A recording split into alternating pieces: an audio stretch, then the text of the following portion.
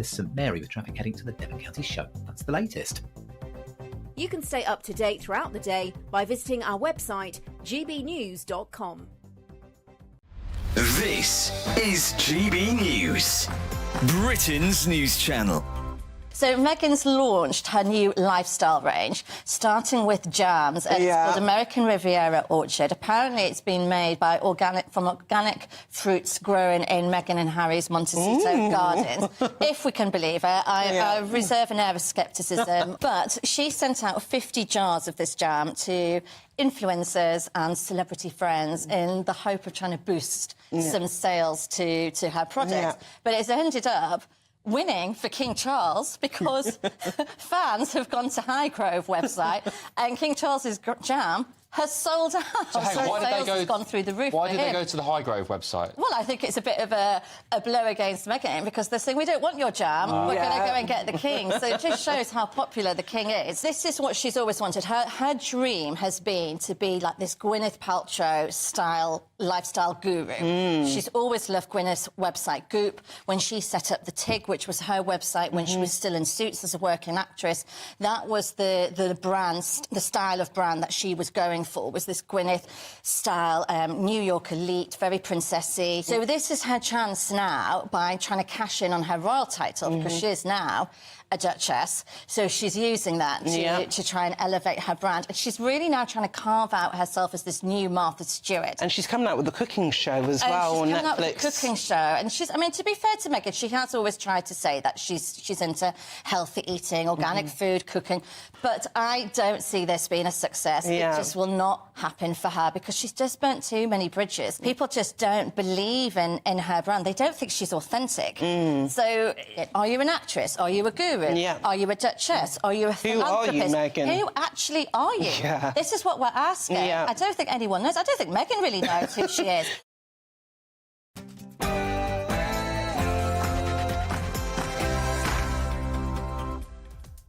Good morning, it's 9:30, it's Friday, it's the 17th of May, my sister's birthday, happy birthday. This is Britain's Newsroom on GB News with me, Nana Okwir and Ben Leo. Very good morning to you too. Tories promise tax cuts. Chancellor Jeremy Hunt this morning, just a few minutes ago, pledged to further slash taxes if the Conservatives win the next general election, while warning that Labour would surely raise them. Well, a GB News exclusive, and as Labour leader Sir Keir Starmer, he launches his 6 key pledges with this, short sleeves and everything, looking very Tony Blair-esque. Have they won you over? We'll bring you the results of the GB News People's Poll. It might surprise you. And sickness, diarrhoea and fever. They're just some of the grim symptoms spread by a highly contagious virus in Devon's water as hundreds fall ill and schools are forced to shut. I want to know, are we living in a third world country? Well, it feels a bit like it. And a wall of silence, well, that's what former Home Secretary Suella Braverman and our very own Patrick Christys were greeted with as they confronted pro-Palestinian protesters at Cambridge. Let's take a look. What are you here protesting about? Might not get a better opportunity than this to talk to What's your someone. message to the Palestinian people? What's your message to Hamas?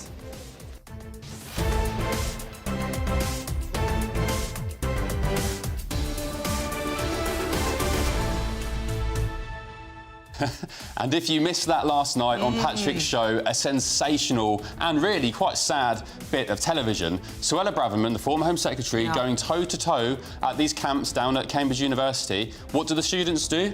They're mute. They don't talk. It's later on in the show, I don't know if you saw, Nana. I did. Suella going head-to-head with another student in the studio, asking her to explain her case on the Gaza-Israel situation. And, I mean, you have to see it to believe it. We're going to be playing those clips throughout the show. You do not want to miss them. Really, really, it was absolutely brilliant TV. And well done to Patrick Christys for such a great little bit of TV last night. But as ever, get in touch, gbnews.com/your say. But first, let's get your latest news with Sophia.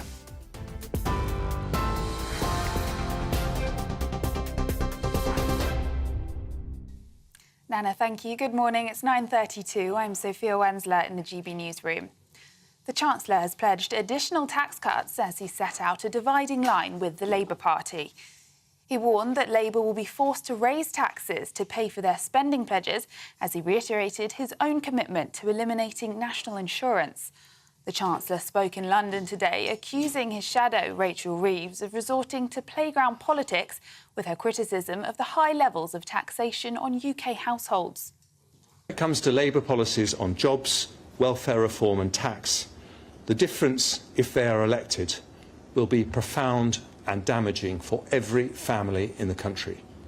Labour like to criticise recent tax rises, thinking people don't know what caused them: the furlough scheme, the energy price guarantee and billions of pounds in cost of living support. But Labour supported those policies, which is why it is playground politics to use those tax rises to distract debate from the biggest divide in British politics today: what happens to the tax burden next?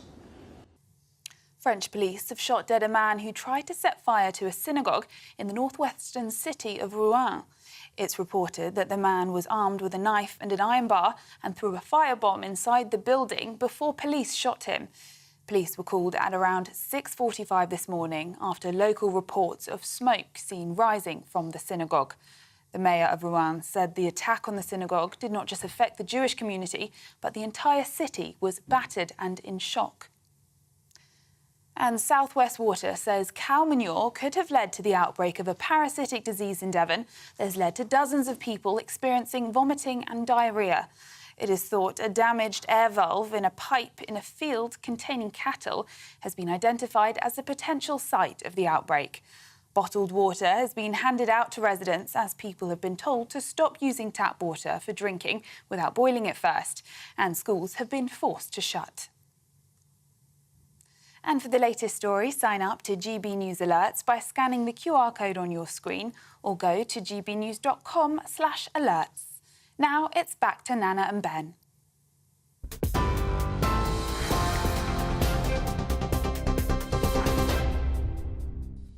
Good morning. If you just tuned in, welcome. It's just coming up to 36 minutes after 9 o'clock. This is Britain's Newsroom on GB News with me, Nana Akwe, and Ben Leo. Very good morning to you, and good morning to you, Nana. Good morning to you. Right, let's do this. Big show in store. Just moments ago, you might have seen Chancellor Jeremy Hunt pledge further tax cuts if the Tories win the general election, while also warning, of course, that Labour are sure to raise them. Well, yesterday, the Labour Party launched its 6 election pledges, determination to begin a decade of national renewal. And this includes commitments to, amongst other things, economic stability, to crack down on antisocial behaviour and to recruit, quite interestingly, 6,500 new teachers. By decimating the private school sector. But what does the British public really think? Well, joining us now is Professor of Politics and International Relations at the University of Kent, Matt Goodwin. Matt. Right, Good morning. Really interesting polling, though, wasn't it? When you did your poll, what was the thing that stood out most to you? Well, I think there's a lot going on at the moment. In the national polling, what we've got is a really dire story for the Conservative Party. We've got Labour on 47% of the vote. We've got the Conservatives, wait for it, 20%. I mean, this is a party that is facing an extinction-level event. Now, why is the Conservative Party so weak? Well, one big reason is still today, we've got Reform Party on 14%. We've got the Reform Party taking about 1 in 4 of all those people who voted for Boris Johnson. I mean, to be blunt, Rishi Sunak is not squeezing that Reform Party vote anywhere near as much as he needs to squeeze if he is to have a fighting chance later this year. Is that why we saw Jacob Rees-Mogg the other night making a quite a public call of arms to the Reform lot? Nigel Farage, Ben Habib, Richard Tice, come over. You can be a cabinet minister and so on. Are the Tories now getting worried, do you think? Well, they're getting very worried because on these kinds of numbers that we've got with people polling with GB News, we're looking at a wipeout. Every red wall seat goes back to Labour. Labour become the dominant party in Scotland. Labour become even stronger in the big cities, the university towns and Wales.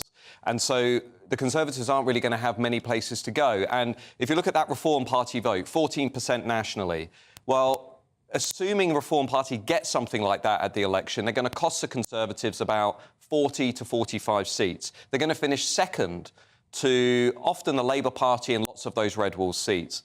And look, the Conservatives are going to be hoping for a deal. But here's the thing. Every senior Reform Party person I talk to, Richard Tice, Ben Habib, the honorary president, Nigel Farage, and so on, everybody basically says the same thing. There will not be a deal between the two parties. Now, why do they say that?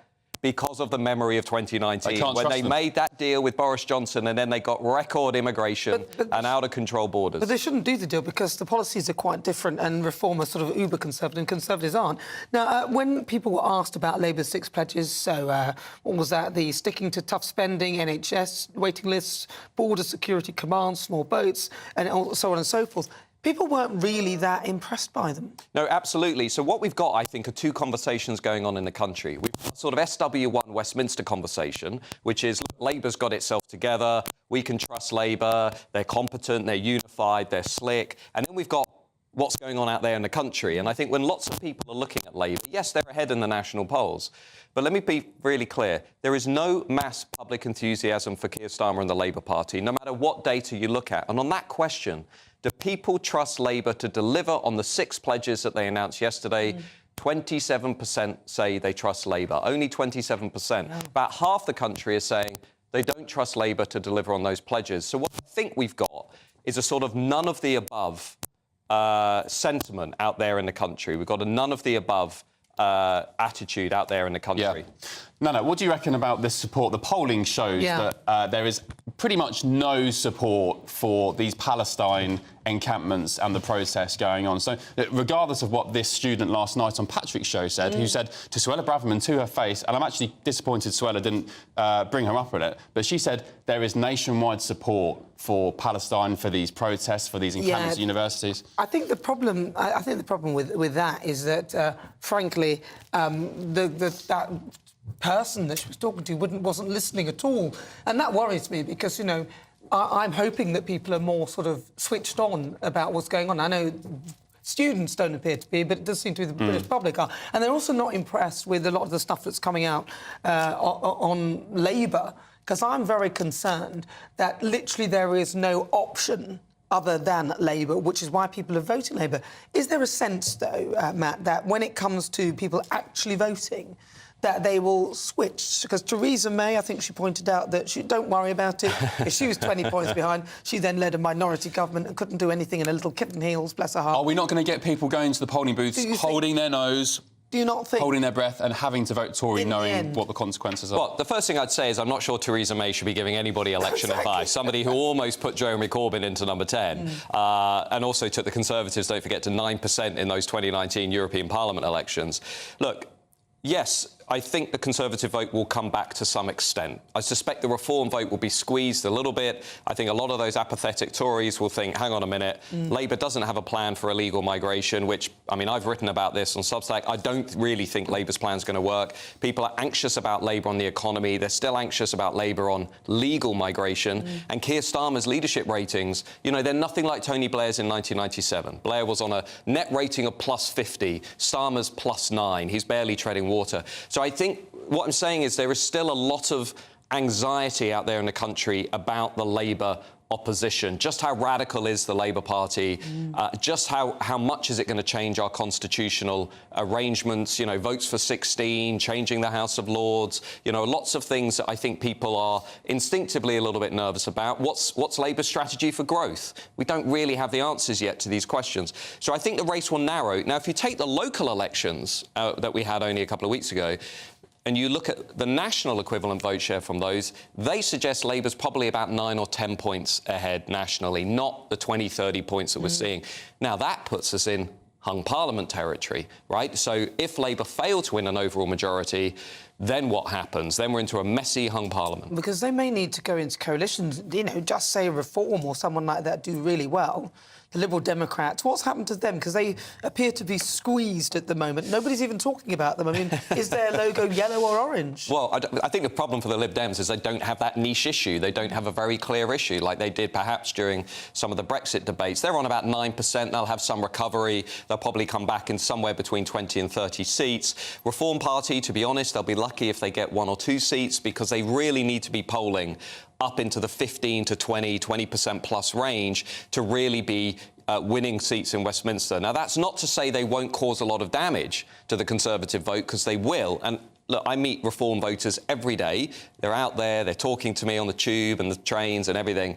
My instinct is, maybe like lots of people watching this show, I don't think they're going to go back to the Conservatives, right? I think the Conservatives are going to have a really big, bold offer on that immigration issue. They're going to have to say, look, we're stopping the boats, we're bringing down legal migration. Until they do that, I don't think they're coming home. They've already said that, haven't they? Can I ask you, Matt, about a question in the poll about the scheme to take in refugees from Palestine? What was the consensus on that? Yeah, so this is a funny one. You know, we're having this debate on the Labour benches now, and also within the Green Party. We've got about 36 MPs, members of the House of Lords, charities, lawyers saying, let's actually have a resettlement scheme for Palestinians affected by the conflict.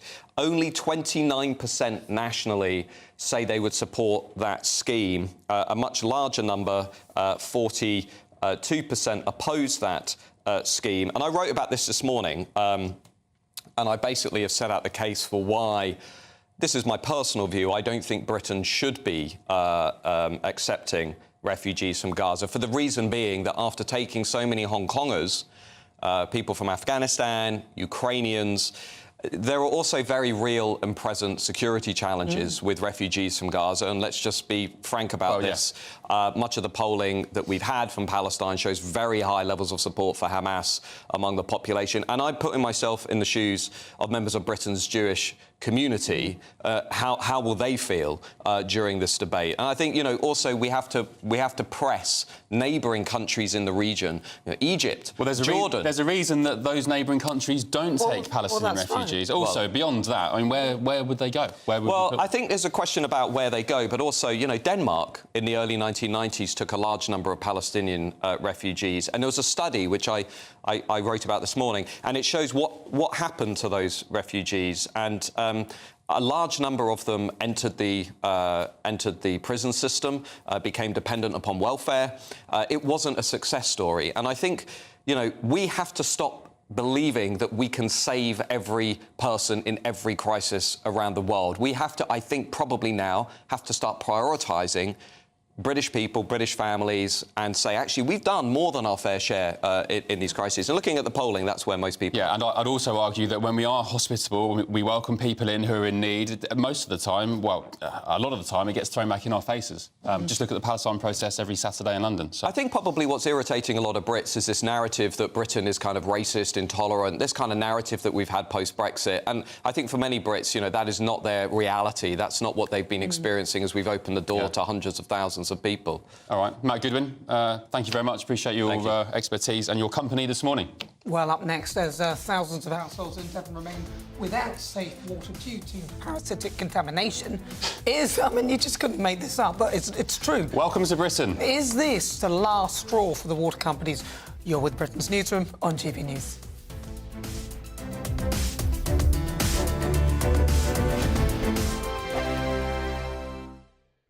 2024, a battleground year. The year the nation decides. As the parties gear up their campaigns for the next general election. Who will be left standing when the British people make one of the biggest decisions of their lives? Who will rise? And who will fall? Let's find out together. For every moment, the highs, the lows, the twists and turns. We'll be with you for every step of this journey. In 2024, GB News is Britain's election channel. Sir Jacob Rees-Mogg's State of the Nation, Monday to Thursday from 8 p.m. This is not the time for Panglossian spin. Last week's election results were a thumping defeat for the Tories and a warning of what is likely to follow at a general election. Although Labour under Keir Starmer is not as popular as New Labour under Blair, the electorate is wary of a Conservative Party that has no vision. All they seem to offer is an arguably competent management of the status quo, which the Labour Party seeks to mimic. Yet the status quo is not good enough. Public services are not of a satisfactory standard at the moment. HMRC cannot be bothered to answer the telephone and sets response targets that it doesn't meet. Minor motoring infringements lead to driving bans. Unnecessary checks on safe food from the EU will push up prices and stop some goods coming in. The government seems set on managing for the concerns of the manager, not for the voters. This needs to change. The little inconveniences of life must be removed, and officialdom must work for the citizen, not the other way round. Legal migration needs to be reduced further, as it harms the standard of living of the poorest the most. It can be brought down by ministerial action and does not need primary legislation. illegal migration must be dealt with more promptly, and flights to Rwanda need to become a reality. The war on the motorist must stop. 20 mph speed limits removed, as even the Welsh government has realised they are useless and annoying. And the power of councils to fine for trivial infringements must go. These little routes just make people's lives a little bit more difficult. Green policies that make us cold and poor need to be suspended. Surcharges on electricity ought to fall on the state, not on the consumer or business, making us less competitive. And the ambition for net zero should be delayed until there's affordable technology or other countries begin to catch up. Trust the people is a better slogan than coalition of chaos. Join me, Neil Oliver, every Sunday night at 6 p.m. on GB News. And if an hour is not nearly enough for you, go to gbnews.com for special extended episodes online every Friday at 9 p.m, where we can truly get into the nitty-gritty of what's going on. GB News, Britain's news channel. I'm Patrick Christie's. This is GB News, the People's Channel, Britain's news channel.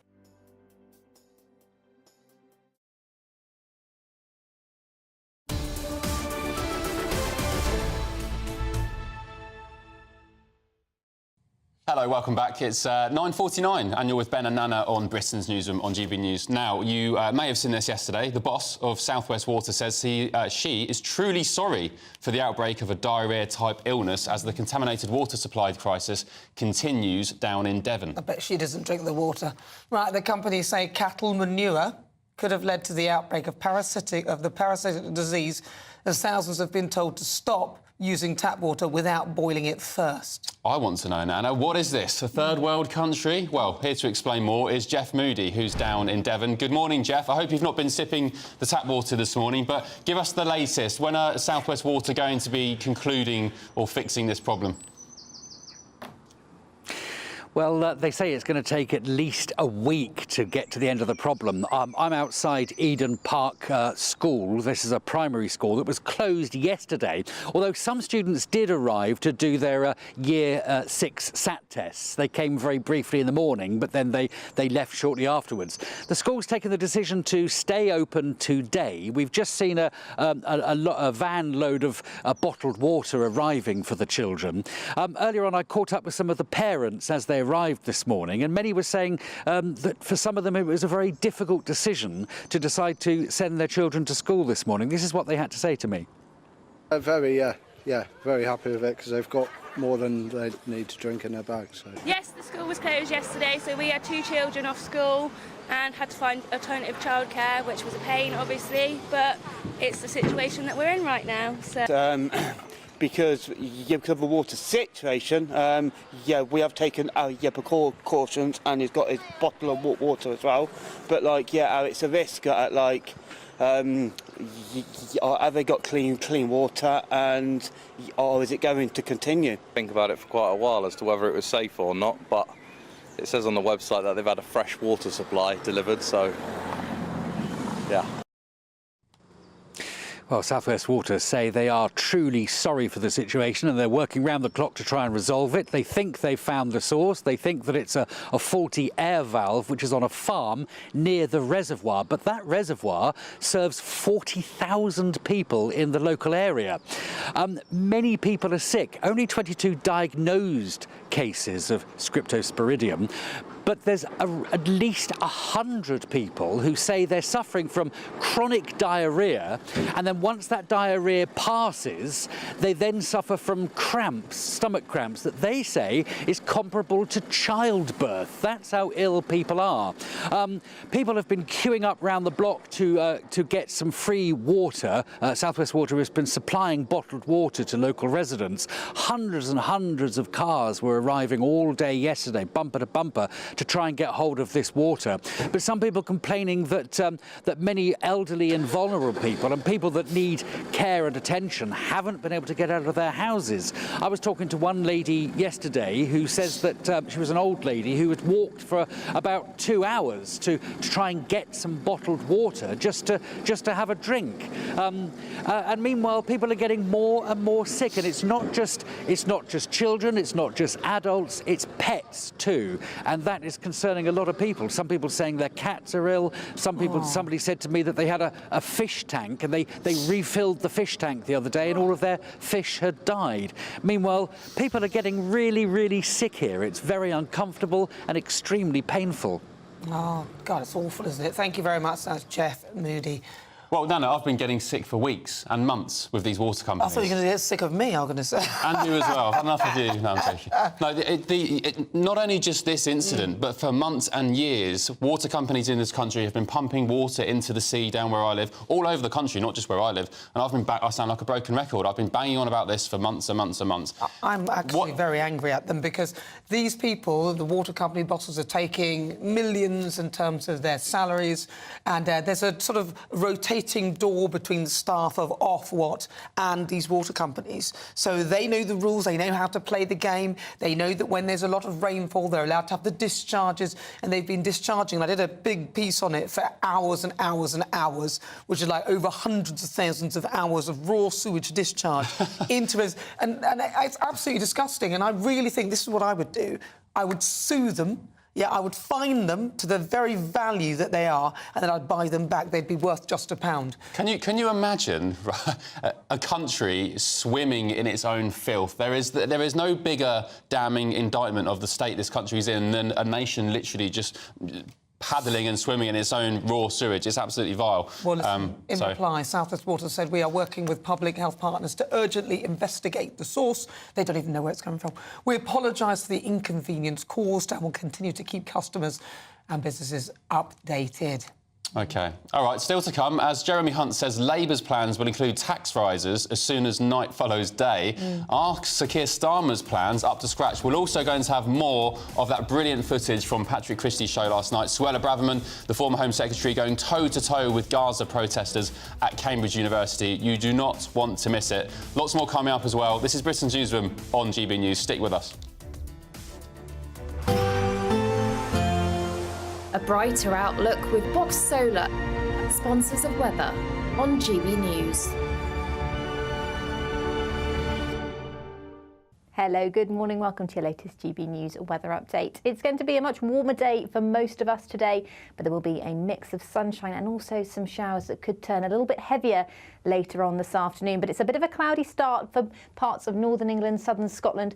That cloud should lift and break up as we head towards the afternoon, and actually across more southern areas of England and Wales, where it's a fairly bright start, we'll see a bit more in the way of cloud bubbling up. But it should stay bright for parts of Northern Ireland and much of Scotland well into the afternoon. And in the sunshine, it's going to be feeling fairly warm. Widely, we'll be getting into the low 20s, but it will be a slightly cooler day for the far north of Scotland. As the sunshine develops, that will also allow a few showers to develop. These will mainly fall across parts of the southwest England, parts of Wales as well. They could turn a little bit heavy and persistent, but I think most areas should avoid the risk of showers. Across the east coast, though, we've got an onshore breeze and some cloud lingering through much of the day, so it will be cooler here. And across the central belt, well, we could see some heavy showers, possibly thundery showers developing later on this afternoon into the early evening. Now, that cloud across the coast will push further inland through this evening, but it should be a fairly dry night across the UK. You could see some drizzly rain for a time when we do see the cloud thick enough, but I think most areas should stay dry, and there'll be long-lived clear spells across more western areas. Into the southeast, though, notice we see some more persistent rain, and that will become a feature through Saturday, but it's going to be another fairly mild night for the time of year. So a bit of a wet start across the southeast to Saturday. Elsewhere, cloudy but fairly dry. This area of rain will push further west through the day, turning more showery, and will affect parts of the southwest of England, southern areas of Wales. That's where the greatest risk of showers is through the day, and once again also across central areas of Scotland.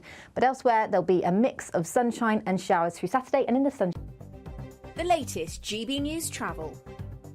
Good morning, I'm Russell Holding. There have been some cancelled Calmac in a Hebrides sailings this morning because of a technical problem. Delays possible to Firth of Clyde sailings. Now in County Down, the A20 is closed eastbound, heading away from Dundonald into Newtonards after an accident causing queues. Diversions via Belfast Road. In South Yorkshire, Prince of Wales Road in Sheffield is blocked southbound off the A630 Sheffield Parkway after an accident near to Darnall Railway Station causing queues. In Lincolnshire, the A46 is partly blocked by an accident southwest of Lincoln at Thorpe on the Hill causing queues. On the M42 in Worcestershire, the northbound exit at junction 2 at Alvechurch is closed where there's a breakdown with queues towards there. And in West Sussex, the A27 is partly blocked westbound where a crane's broken down at the Crossbush junction causing queues. And that's the latest. You can stay up to date throughout the day by visiting our website gbnews.com. Don't miss your chance to win our biggest cash prize so far. A totally terrific £20,000 in tax-free cash to make your summer spectacular. You could use that cash to splash out on a holiday, make the garden glam, buy a new car, or just save it for a rainy day. Whatever you'd spend £20,000 on, make sure you don't miss the chance to make it yours. For another chance to win £20,000 in tax-free cash, text prize to 63232. Text costs £2 plus one standard network rate message. Or post your name and number to GB05 PO Box 8690 Derby DE1 9TT. UK only. Entrance must be 18 or over. Lines close at 5 p.m. on the 31st of May. Full terms and privacy notice at gbnews.com/win. Please check the closing time if listening or watching on demand. Good luck. Good afternoon, Britain. Good afternoon, Britain. Weekdays from midday, we bring you the most compelling stories from across the United Kingdom. And why it matters to you. From your doorstep to our inbox. That's right, we want to hear from you. Good afternoon, Britain. Only on GB News, the People's Channel, Britain's news channel. Join me, Neil Oliver, every Sunday night at 6 p.m. on GB News. And if an hour is not nearly enough for you, go to gbnews.com for special extended episodes online every Friday at 9 p.m, where we can truly get into the nitty-gritty of what's going on. GB News, Britain's news channel. If you want your news to be straight talking... This is a nightmare for the Conservatives again. Down to earth. It's not just Nottingham where this is happening, is it? And most importantly, honest. Hard-working, middle-class taxpayers, they'll get their book thrown at them. Then catch me, Martin Daubney, Monday to Friday, 3 till 6 p.m. on GB News, Britain's news channel.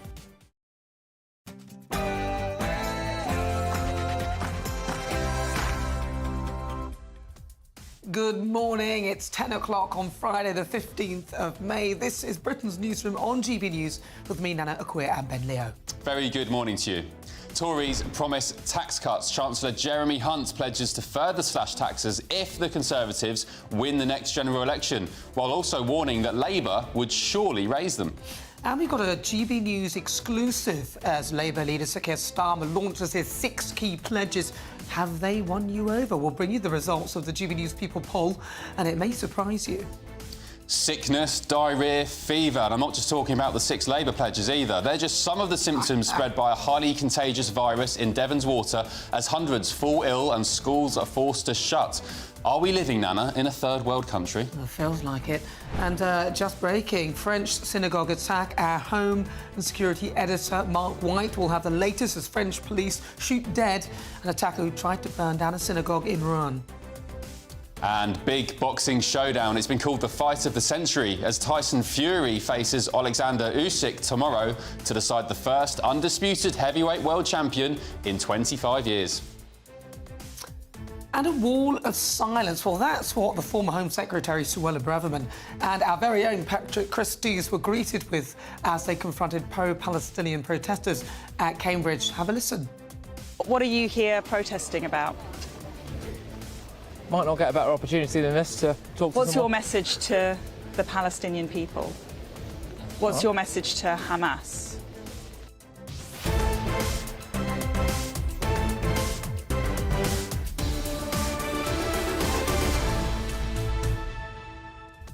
So the silence that you heard was the fact that the student didn't answer, had nothing to say, was wearing a mask and just simply sort of turned their back like this. How would you feel, Nana, if you sent your child to a very expensive university for a top-tier education, the best in the world, and they couldn't even open their mouths I know, when a former Home Secretary comes to debate with them? Well, you see, I embarrassed myself. Actually, the first time I met Suella Braverman, I did that. You know when you go to meet someone, you go like that. Well, I did that, then I stepped back, and then she did an interview, then we went to talk again. I went to do it again. She was going, oh, you'd forgotten. Get that woman off me. So, yeah, it wasn't a Well, we're going to have plenty more of Patrick and Suella's interactions with those protesters and a debate Suella had with one of them in the studio here last night. It's unmissable telly. We're going to play that very, very shortly, so stay tuned. But before all that, here's your news with Sophia.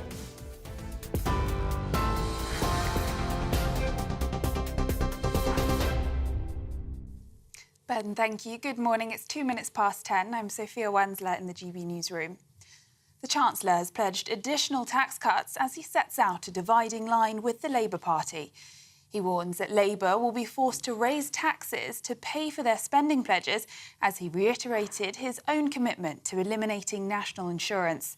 Speaking a short while ago in London, the Chancellor accused his shadow, Rachel Reeves, of resorting to playground politics with her criticism of the high levels of taxation on UK households.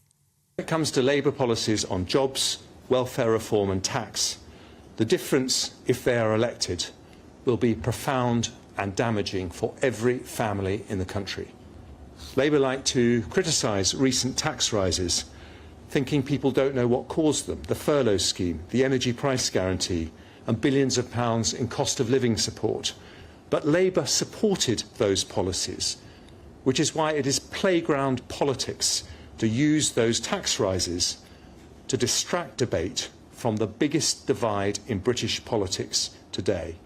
What happens to the tax burden next?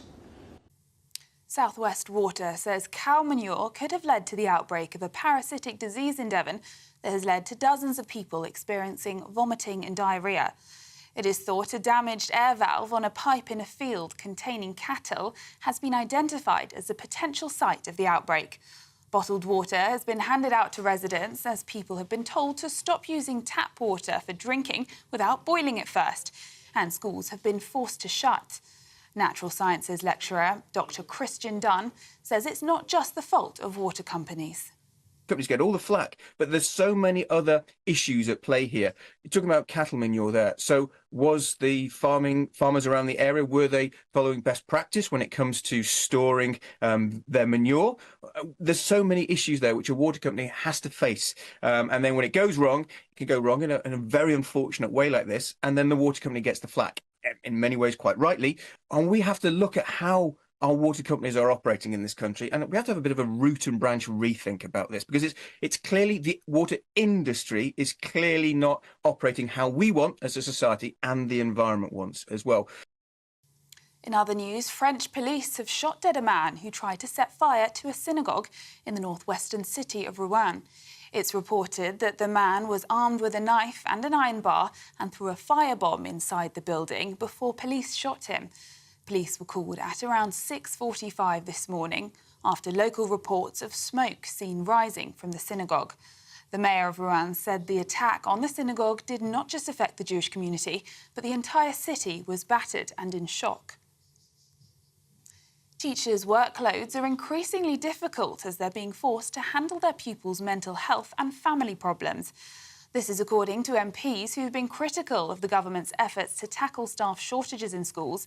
The Education Select Committee says that teachers are now spending more time addressing these issues than usually, falling outside their remit. President Putin has arrived in China's Little Moscow on the second day of his visit to the country. The Russian president landed in the Chinese city of Harbin, where he's attending a China-Russia trade fair to emphasise the strength of economic links between the countries. It comes a day after meetings between Putin and Chinese leader Xi Jinping, where they praised their deep ties.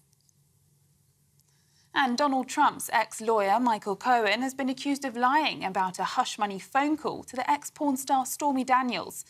Mr Cohen has been giving evidence in the case about hush money payments to Ms Daniels in an attempt to cover up an alleged sexual encounter with the former president in 2006. Mr Cohen has maintained that during a call he spoke to Trump and told him that he paid Ms Daniels $130,000 in hush money on his behalf. But Trump's lawyer, Todd Blanche, called this into doubt. And for the latest story, sign up to GB News Alerts by scanning the QR code on your screen or go to gbnews.com/alerts. Now it's back to Nana and Ben.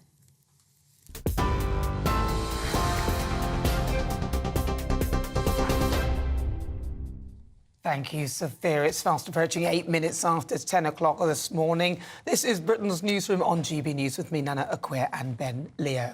OK, so I'm not sure if you saw Patrick Christie's brilliant show last night. If you didn't, watch it back on YouTube. But he had a really big scoop with Suella Braverman, the former Home Secretary.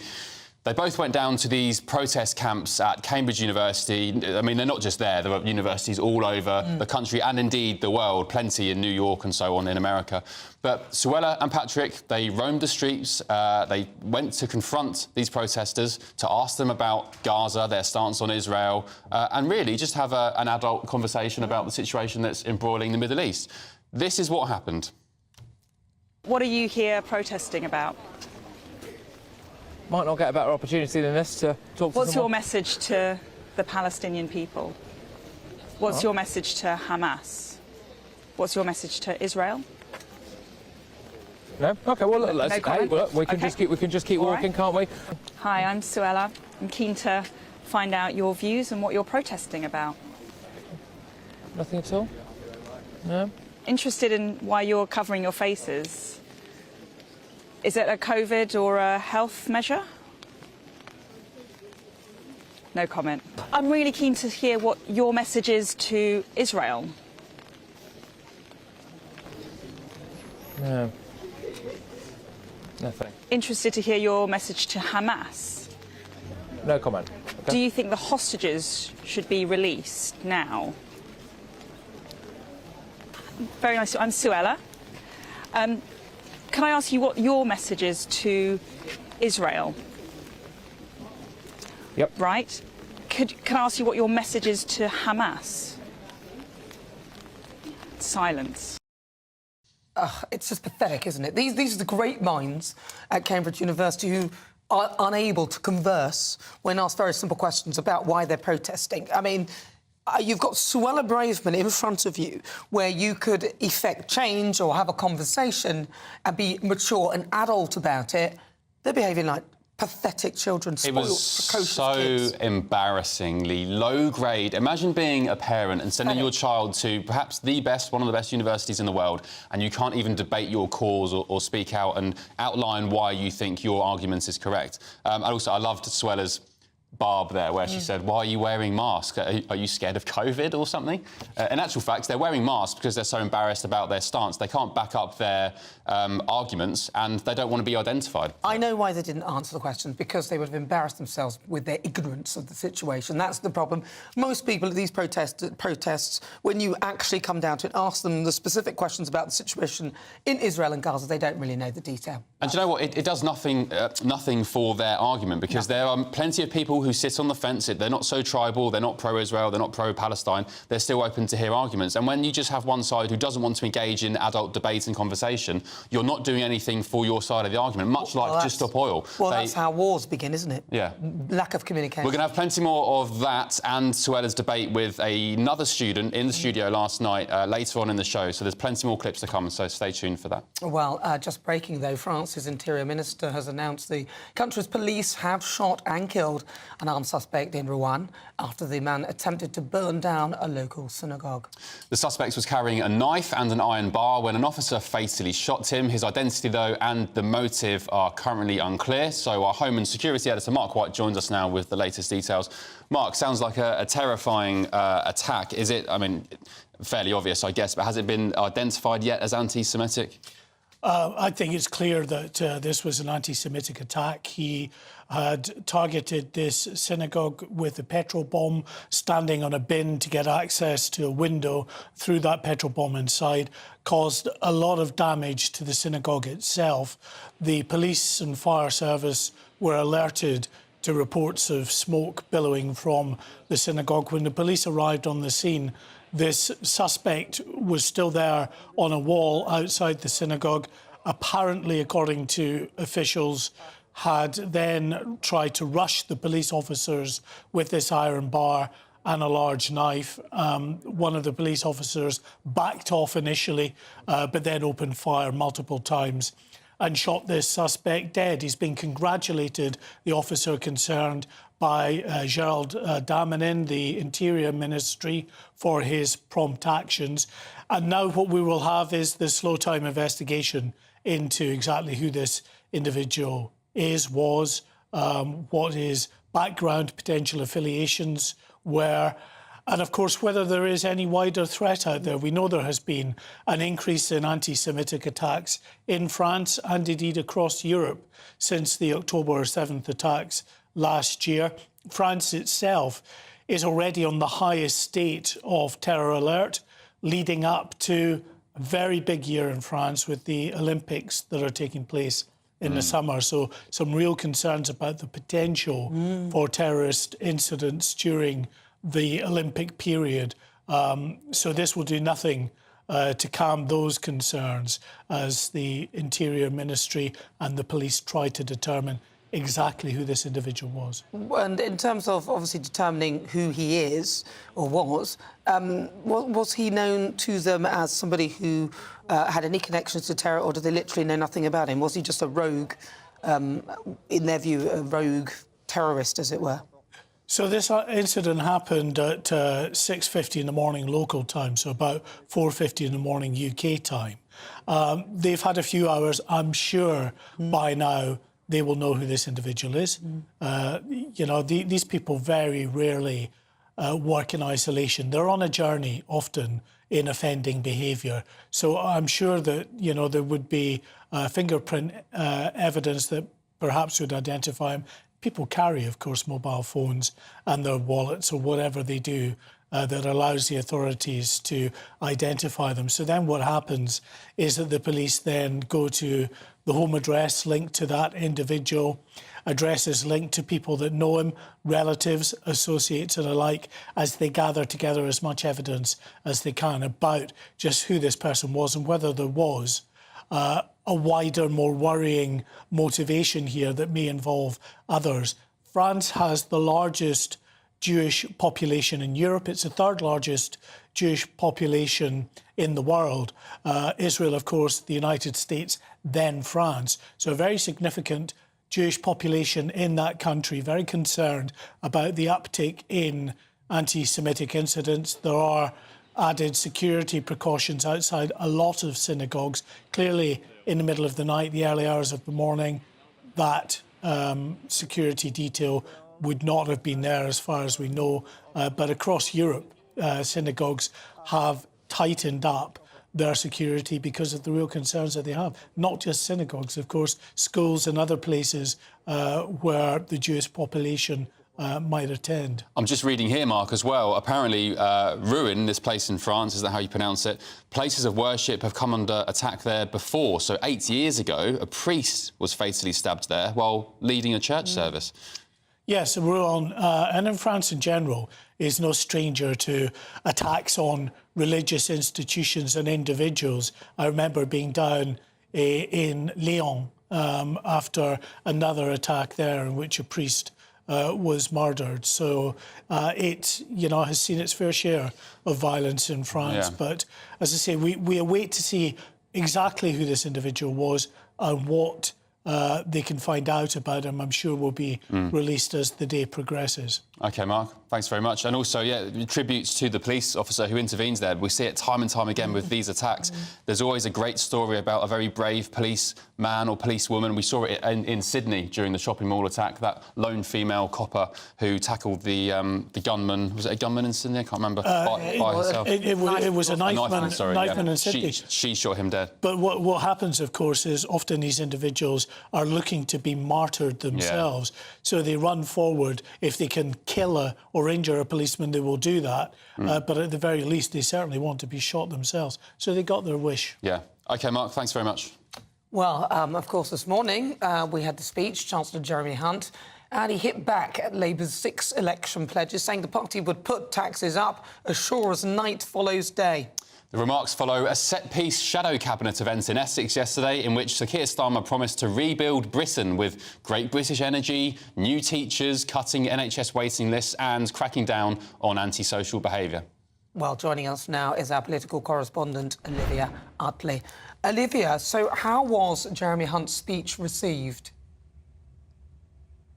Well, it was one of the most conservative speeches that we've heard from a government minister in quite a long time. And on the Conservative backbenches, it's been welcomed with glee. Normally, Conservatives talk about cutting taxes for the sake of helping families out with the cost of living crisis. And Jeremy Hunt did mention that. But he also made a more sort of philosophical point that low taxes create bigger, better economies, and that there is a sort of fundamental reason underpinning the Conservatives' desire for low taxes.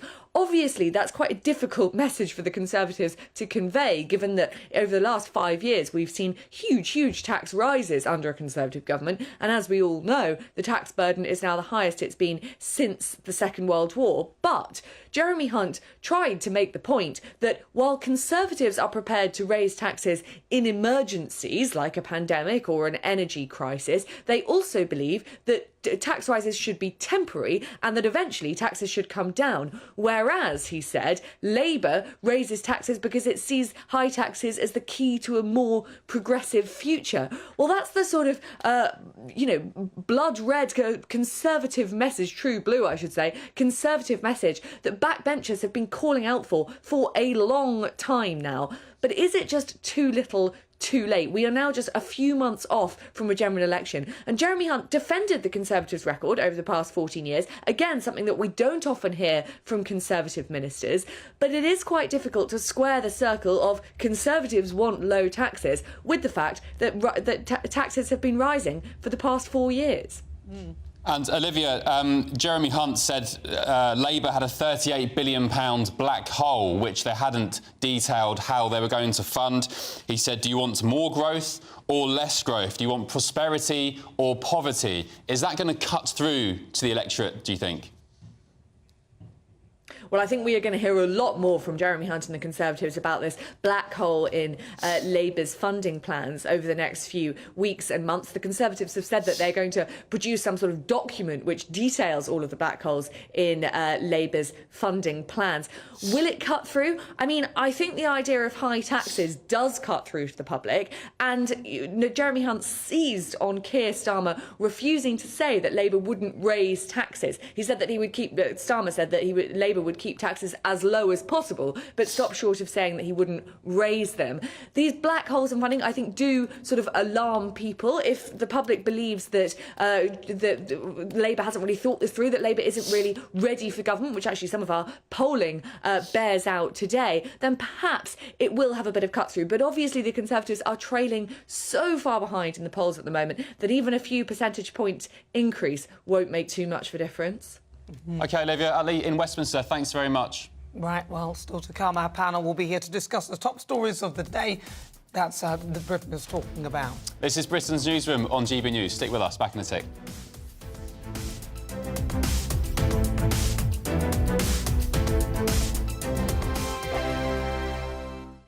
Patrick Christie's Tonight, weekdays from 9 p.m.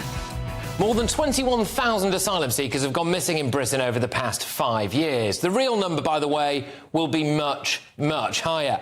The fact is, they've legged it. They're on the run and they're out committing goodness only knows what kind of crimes.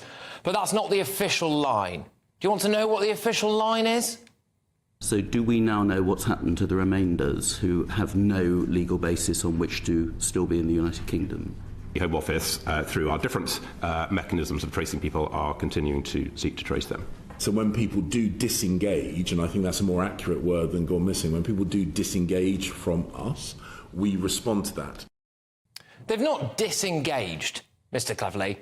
The vast majority of them had their claims rejected and then ran off because we're not deporting them quickly and they're not going to just sit there and wait for you to come and get them in a few years' time. If they don't turn up for an interview twice, they change their phone number, they don't fill in a questionnaire twice, they move address, or they change their lawyer without informing the Home Office. That's it. Is it any wonder, though, when you've got these civil service chuckle brothers running the show behind the scenes? Put foreign offenders aside and Albanians aside, just forget about those numbers. How many people travelling on small boats that's been refused asylum have been sent to a third country or back to their own country over the past 3 years? I don't think we have. I think we'll write to the committee with those numbers, Mr. Anderson. That's staggering. That's actually staggering. Okay, then let's do it for the last year. I don't have a number for non-Albanian, non-FNOs. Perhaps they might be able to help you. Let's do last week then. Do we have any figures about anything? In the GB Newsroom, we bring you the news as it happens. With our team of dedicated journalists across the UK, GB News brings you accurate reporting of the day's topical agenda. When the news breaks, wherever and whenever it's happening, we'll be there. This is GB News, the People's Channel, Britain's news channel. Friday nights on GB News with Dubes & Co from 6, followed by Lee Anderson's Real World at 7. At 8, it's Friday Night Live with Mark Dolan. And at 9, join Patrick Christie's Tonight, followed by Headliners at 11, only on GB News, Britain's news channel. We're proud to be GB News, the People's Channel, and as you know, we always love to hear your views. Now, there's a new way of getting in touch with us at gbnews.com/yoursay. By commenting, you can be part of a live conversation and join our GB News community. You can even talk to me, Bev Turner, or any of the members of the GB News family.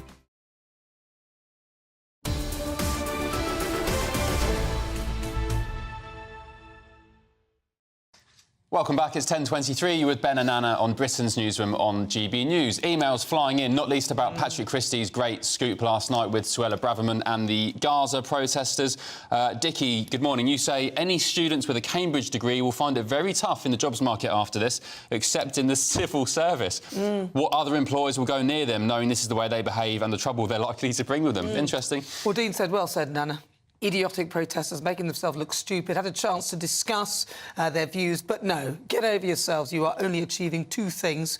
One, making yourselves look pathetic, and two, annoying normal-thinking people with your pointlessness, speechlessness and virtue-signalling efforts that is having no effect on Gaza or gaining attention by people who can stop the troubles. And just a very quick one, I need to say this. 3-Card Bragg says, sorry, Ben, but you're completely missing the points. Most of these campus protesters are not Cambridge students. They are hard-left, communist and Marxist agitators.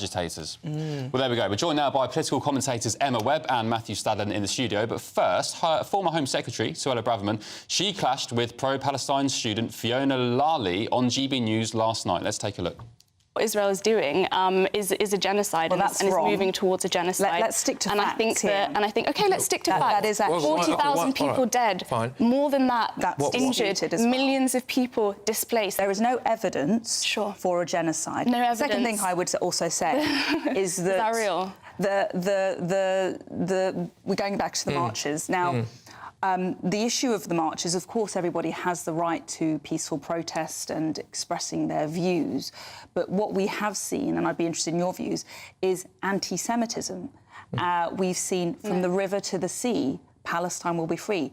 That is an anti-Semitic chant calling for the eradication of Israel, the eradication of Israelis, and the eradication of Jewish people. No, you're a liar.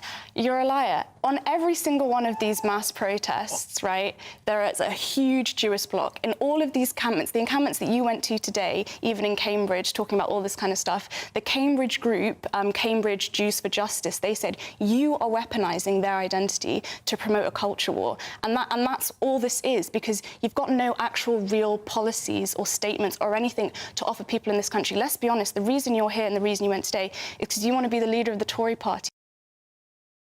How can you honestly explain somebody else's reasoning for being in the studio? That she's there to have a conversation with this young person who was not prepared to give an answer. But joining us, Matthew Stadlen and Emma Webb. I'm going to come to you, Matthew Stadlen. What are your thoughts on this, then? I don't think much is going to change, either because of anything that Suella Braverman says or anything that protester, or indeed the protesters at my former university, Emma's former university, Cambridge. Our degrees have now been completely devalued. No, I think these people, including Suella Braverman, are sort of shouting into the wind.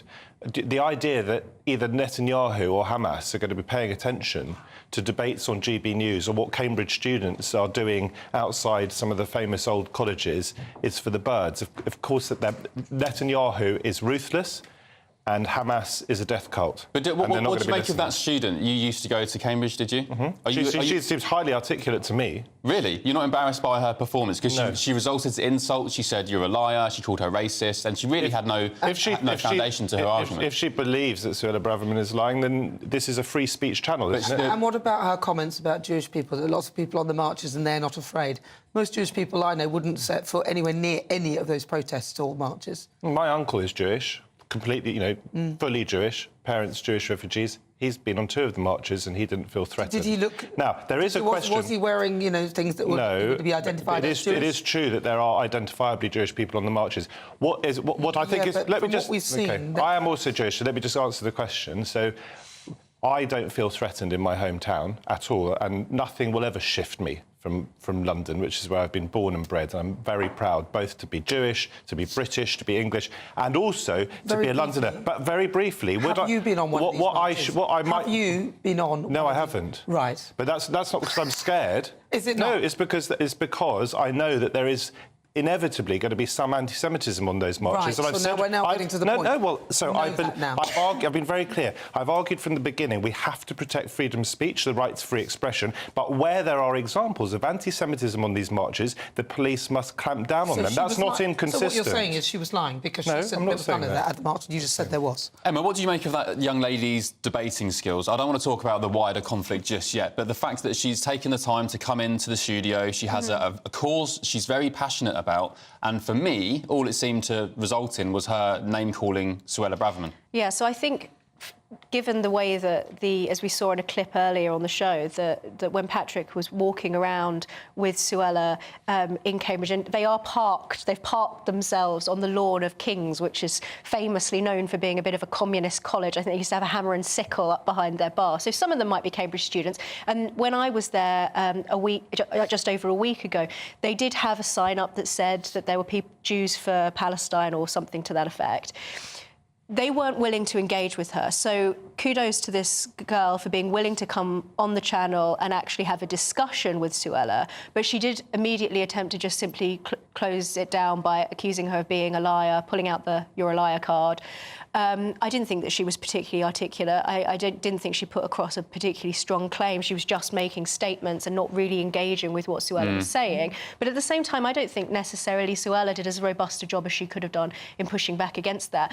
But ultimately, we saw yesterday there was a video circulating on social media of a Jewish man being chased out of Soho Square. Oh. So the idea that, if you are one of the people who is part of this group, perhaps you're a Marxist yourself, and you have a sign that says that you're openly Jewish and that you're supporting Palestine, they're going to leave you alone. But if you walk into an area being, as Gideon Falter was described, as openly Jewish, if you walk into the wrong area as a Jew at the moment, you might get chased out of Soho Square. You might end up on the sharp end of something that is worse than just being verbally abused. Matthew, you say you're proud of London, your hometown. Did you see that video yesterday of that Jewish person being accosted? And by the way, it wasn't even in English, it was in Arabic. Are you ashamed of the scenes that we see in London? such as that? In a city of 9 million people, you're going to get criminals. Do you condemn it? Well, what do you think? I don't know, tell me. Do I condemn Jews being chased out of Soho? Well, you denied it. Of course, no, I didn't deny it. You said that. Listen, look, if we're going to have a proper debate, we have to listen to each other. We have to listen to the answers. And I'm going to repeat my answer. I have, from the beginning, supported people's freedom to march. Freedom of expression is a fundamental tenet of our democracy. I thought that was what GB News is built all around. I have also been absolutely explicit from the beginning. Where there is anti-Semitism, whether that's verbally expressed or physically expressed, such as what you're just describing, the police should clamp down very, very hard on them. Every Jew in this city and everywhere else in our great country should feel safe to use exactly the same streets as everybody else. Well, no, I think we all agree with that. But what my point to the beginning was that this student appeared to be denying the existence of this. I'm not here to defend the student. I'm not here to defend her. I just thought, from what little I heard of her, she sounded articulate. If she is defending, I don't believe she was, any form of anti-Semitism, she should be condemned. She denied it existing. So in these marches, clearly there's been anti-Semitism. Clearly there's been anti-Semitism, and it should be absolutely condemned. She also, I've got your point, understood, Matthew, but she also refused to say whether Israel should exist. She refused to comment on October the 7th or Hamas's behaviour. The whole conversation and the so-called debate with Suella was just this young lady throwing insults and asking counter questions. So let me do some condemning. Guys, let me just quickly do some condemning. Yes, I'm broadly from the left, right? OK? I think what Israel is doing in Gaza is not a genocide, but it's appalling. I also happen to think that the events of October the 7th were deeply sickening and the acts of an evil death cult. Is that OK? That's pretty good. We got it. Right, Thank you. Thank you. Emma, Matthew, thank you very much. Here's your news headlines with Sophia.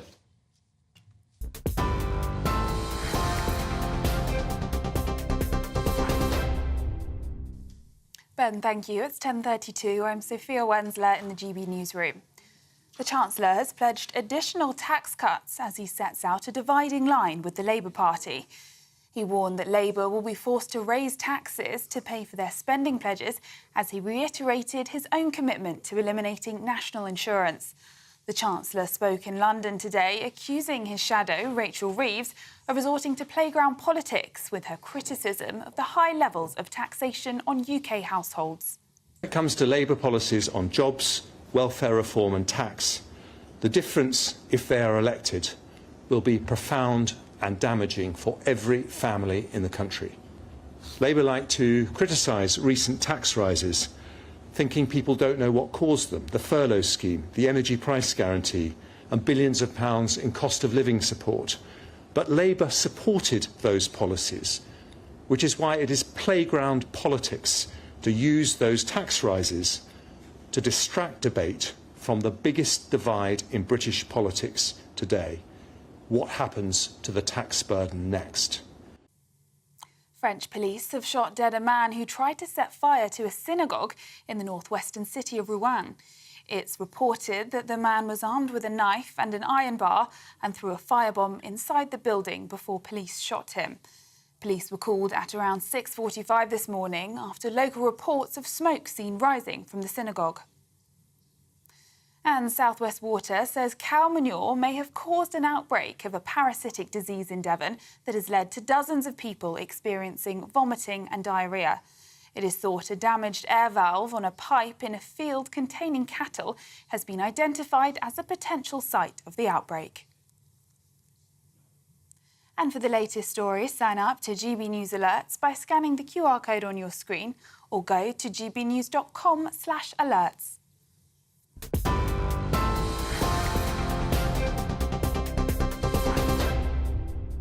Cheers Britannia Wine Club proudly sponsors the GB News Financial Report.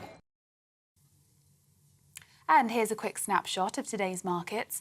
The pound will buy you $1.2648 and €1.1664.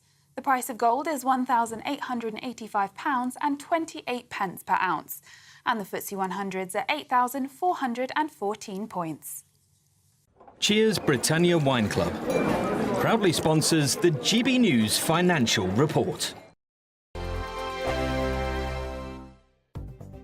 The latest GB News travel. Good morning, I'm Russell Holding. In the Highland, the A86 is closed each way between Lagan and Balgowan after an accident causing delays. There's disruption to Calmac in a Hebrides sailings because of a technical problem. Delays possible to Firth of Clyde sailings. In County Down, the A20 is closed eastbound from Dundonald to Newtonards after an accident causing queues. In South Yorkshire, Prince of Wales Road in Sheffield is blocked southbound by an accident off the A630 Sheffield Parkway with delays towards there. On the M42 in Worcestershire, the northbound exit at junction 2 at Alvechurch is closed where someone's broken down. In Norfolk, the A47 is blocked where a lorry's overturned at Middleton, causing delays each way between Kings Lynn and Swaffham. And in East Sussex, the A22 is partly blocked each way by an accident between Nutley and Wych Cross, causing delays. And that's the latest. You can stay up to date throughout the day by visiting our website, gbnews.com. This is GB News, Britain's news channel. In the quaint Derbyshire village of Sudbury, there's a storm brewing between the local football club and the National Trust. This grass field might seem unremarkable, but for hundreds of years it's been part of the Sudbury Hall estate, playing host to the village football and cricket matches. Now the National Trust are planning to put an end to that tradition in the name of biodiversity, with plans for trees and plants where the football club play. Some worry it breaks a memorandum of wishes from the late Lord Vernon, whose family have lived here since 1660. Manager of Sudbury FC Tom Crutchley says he's upset at the decision. Naturally disappointed. We've been here, this is our 9th year. We've put a lot of effort into here to keep playing, to maintain it.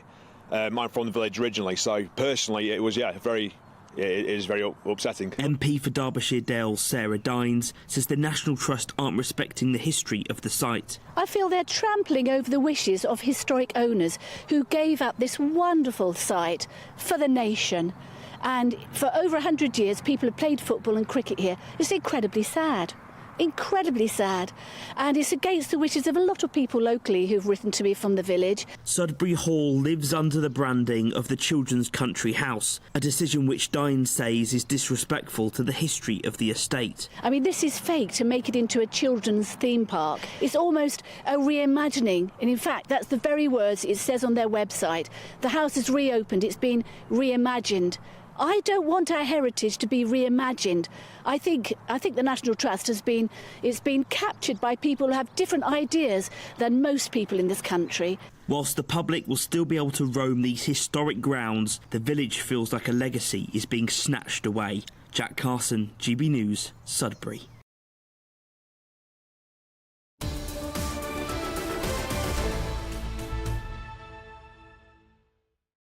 Good morning. It's fast approaching 39 minutes after 10 o'clock. This is Britain's Newsroom with me, Nana Akweer, and Ben Leo. Now, this weekend sees perhaps the biggest boxing fight of the 21st century as heavyweights Tyson Fury and Vladimir Usyk. I should let you do this bit. Goes toe-to-toe. Vladimir Usyk, Ukrainian. Big tough guy. With Morecambe resident Tyson Fury reportedly set to net £116 million for the fight. You heard that right, £116 million. And his own father involved in an altercation with his opponent's team. There was a really staggering video doing the rounds yesterday where he headbutted one of Usyk's team. The stage is set for an explosive showdown. So joining us now is Ben Shalom, CEO of boxing promotion company Boxer. Good morning to you. Thank you for joining us. As I said in the intro, the stage couldn't be more intense and emphatic, not least because Fury's dad headbutted one of Usyk's team. What was going on there? I couldn't believe that, to be honest. I think, look, everything adds to the drama. There's a lot of pressure. Big John Fury has been a character in boxing for many years, but you don't expect to see that. I don't think it's needed. I think what this is a legacy fight. It's the first undisputed heavyweight title in 25 years.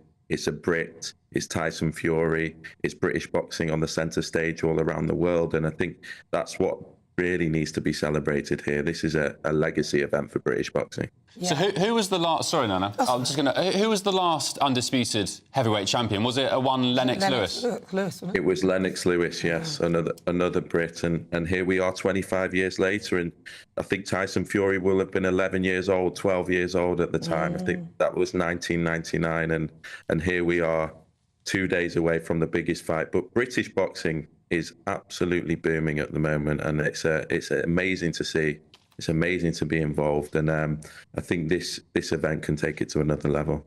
So, like on a scale of 1 to 10, is this the sort of Wimbledon of the boxing world, as Wimbledon is to the tennis world, like the top big thing that everyone goes to watch? I think for so long in boxing, the big complaint has been it's been so fragmented and the big fights never get made and no one really understands it. There's too many world titles.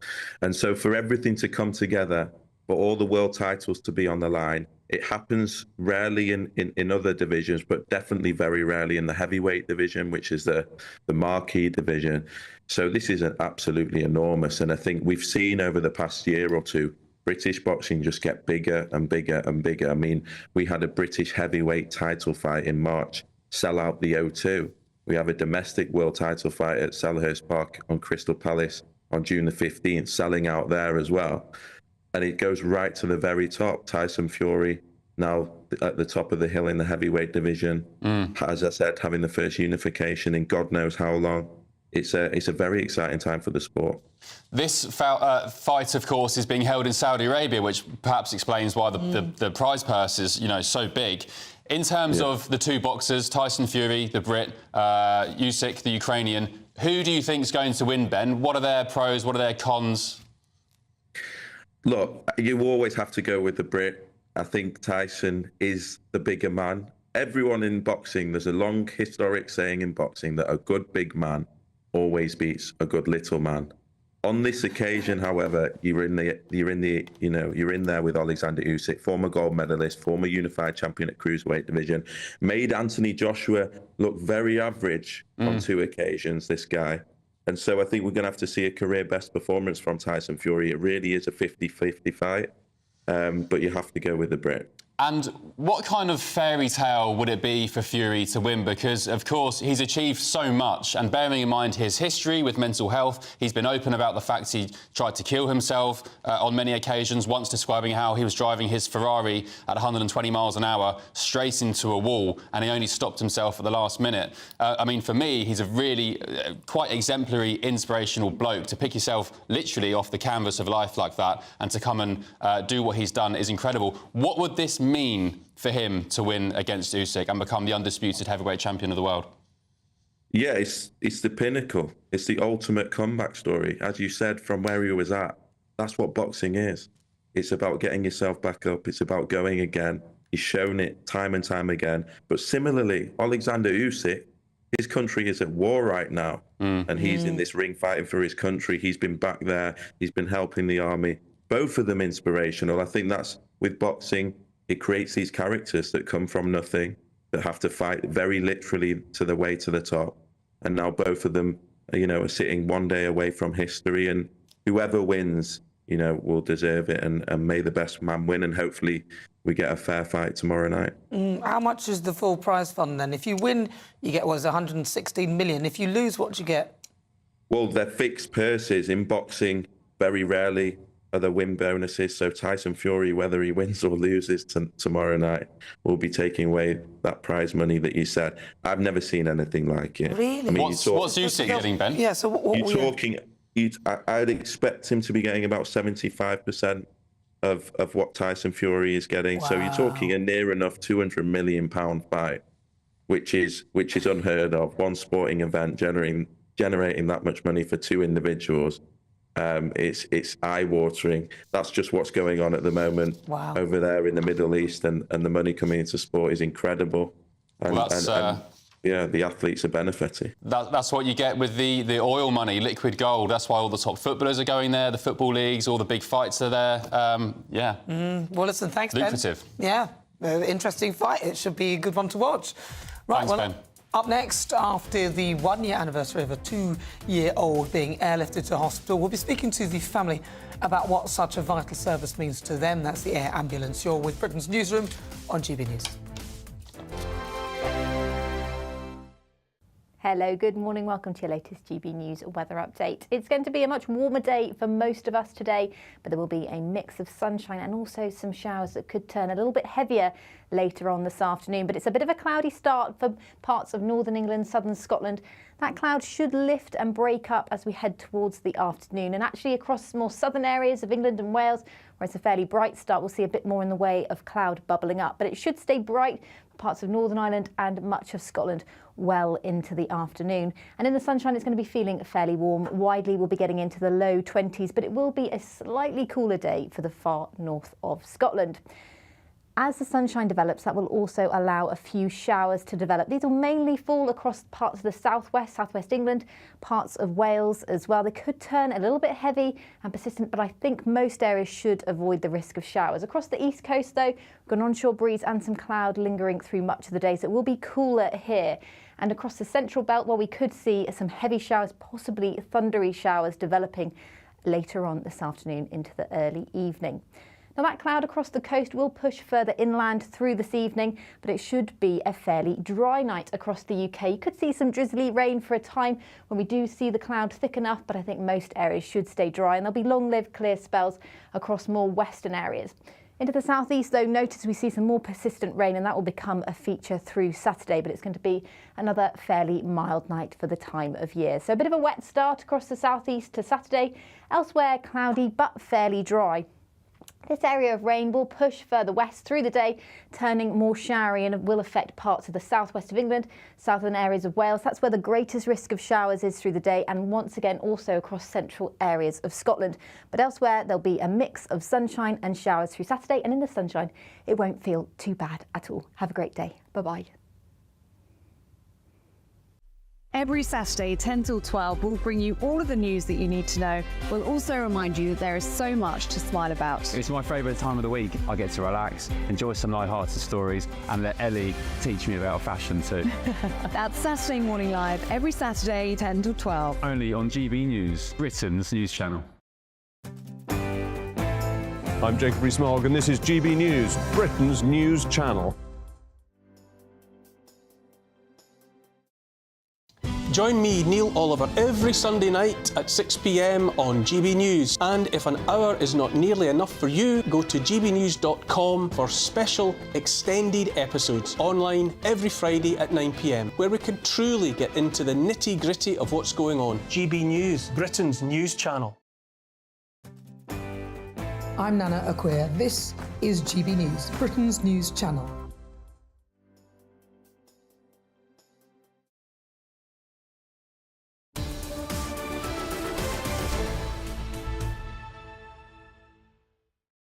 Good morning. If you've just tuned in, where have you been? It's Newsroom on GB. Where have you been? I know what they've been doing.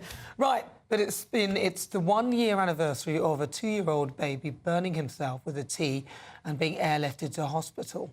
Yeah, this is an extraordinary story. I'm not sure if you remember it from last year, but thanks to the quick action of the air ambulance crew, a disaster was averted. But despite overwhelming community support, a recent poll reveals that over 3 million locals are unaware that the life-saving air ambulance service operates solely on donations. Well, I actually do a monthly donation to the air ambulance. Oh, they're amazing. It's life-saving. It's incredible. I've got one, the Kent, Surrey and Sussex air ambulance down in Sussex, and it's all on donations. And the work they do is, it's just, I can't articulate how important they are. But we're joined now by little Jensen, the 2-year-old who suffered that horrific incident last year. He's just on the side there. There he is. But Mum Michelle and Dave Briggs, head of North West Air Ambulance Charity. Good morning to you all. Good morning, Jensen. Thank you all for joining us. Can you just briefly explain what happened last year to poor Jensen? It was a cup of tea, wasn't it? And it somehow ended up on himself. What happened? So he burnt himself with a cup of tea a year ago today, actually. So it's the 1 year today. So we very much needed the air ambulance on that day, didn't we? So he had to have a skin graft on his right shoulder. As you can tell, he's OK now. Yeah, thank goodness. Yeah, he's all right now with that lollipop, definitely. So where did the air ambulance land to help Jensen that day? We live in a very small village, and it sort of landed in the park, our local play park. And what difference did it make? Say, for example, you had to wait for a road ambulance to take Jensen to hospital. What difference did it make in terms of his recovery and treatment?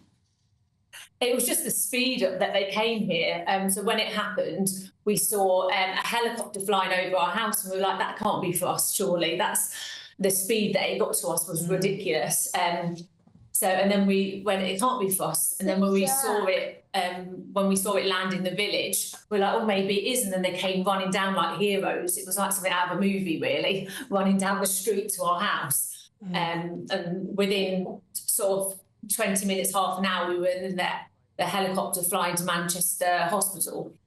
So yeah, definitely the speed is so important. So Dave, now you're head of Northwest Ambulance. It's a charity. How much does it cost to run the air ambulance, kind of monthly, annually, and how important are those donations to you? Hello, and thank you for having us on. This year alone, we need to raise £18 million just to keep the service going. We receive no government funding. We're not part of the NHS, so it's essential that money comes in to enable us to provide a life-saving, consultant-led service to the people of the northwest of England. Well, it seems madness that it's not, that you don't get any funding at all. I can't get my head around it. So you're not part of, I mean, you must be part of the NHS or something like that, or are you just a separate division that actually just go and pick up people, support them, and then bring them to the nearest hospital, or the right hospital for the injuries that they've sustained? Yeah, we're a complementary service. The beauty of us being a standalone charity is that we can react. We're very agile, we're very nimble, and we can get to the people who need our help as quickly as possible without any issues. So we're really proud of the fact that we respond to over 3,000 jobs a year. In the last year alone, we dealt with over 1,500 patients, and we provide a life-saving service that just simply wouldn't happen if we didn't exist, which is why it's so important we get that £18 million a year through our supporters. Dave, it seems incredible that you are having to find 18 million a year when you're going out on so many jobs, you're saving so many lives, you're treating so many people like young Jensen there. Why isn't more being done from central government or the NHS to help you, not just you guys, but as I said, the air ambulance down where I live, Kent, Surrey and Sussex, you're all in the same predicament. You're all having to donate and work hard and to graft just to do what is an essential and very important job. Why are you in this predicament? I couldn't answer that question. I think what I can say is, though, we deliver a fantastic service 365 days of the year. We continue to save lives and we'll continue to do that. We deliver blood, we can do surgical procedures, and we really bring the hospital to the patient. So please continue to support your local air ambulances across the UK, along with the Northwest Air Ambulance charity here. Yeah, it must stick in your crawl, this diversity and inclusion and all these ridiculous heavy managers in the NHS that they're paying millions for. Yes, service like yours, you then have to find people to actually put money in to keep you going.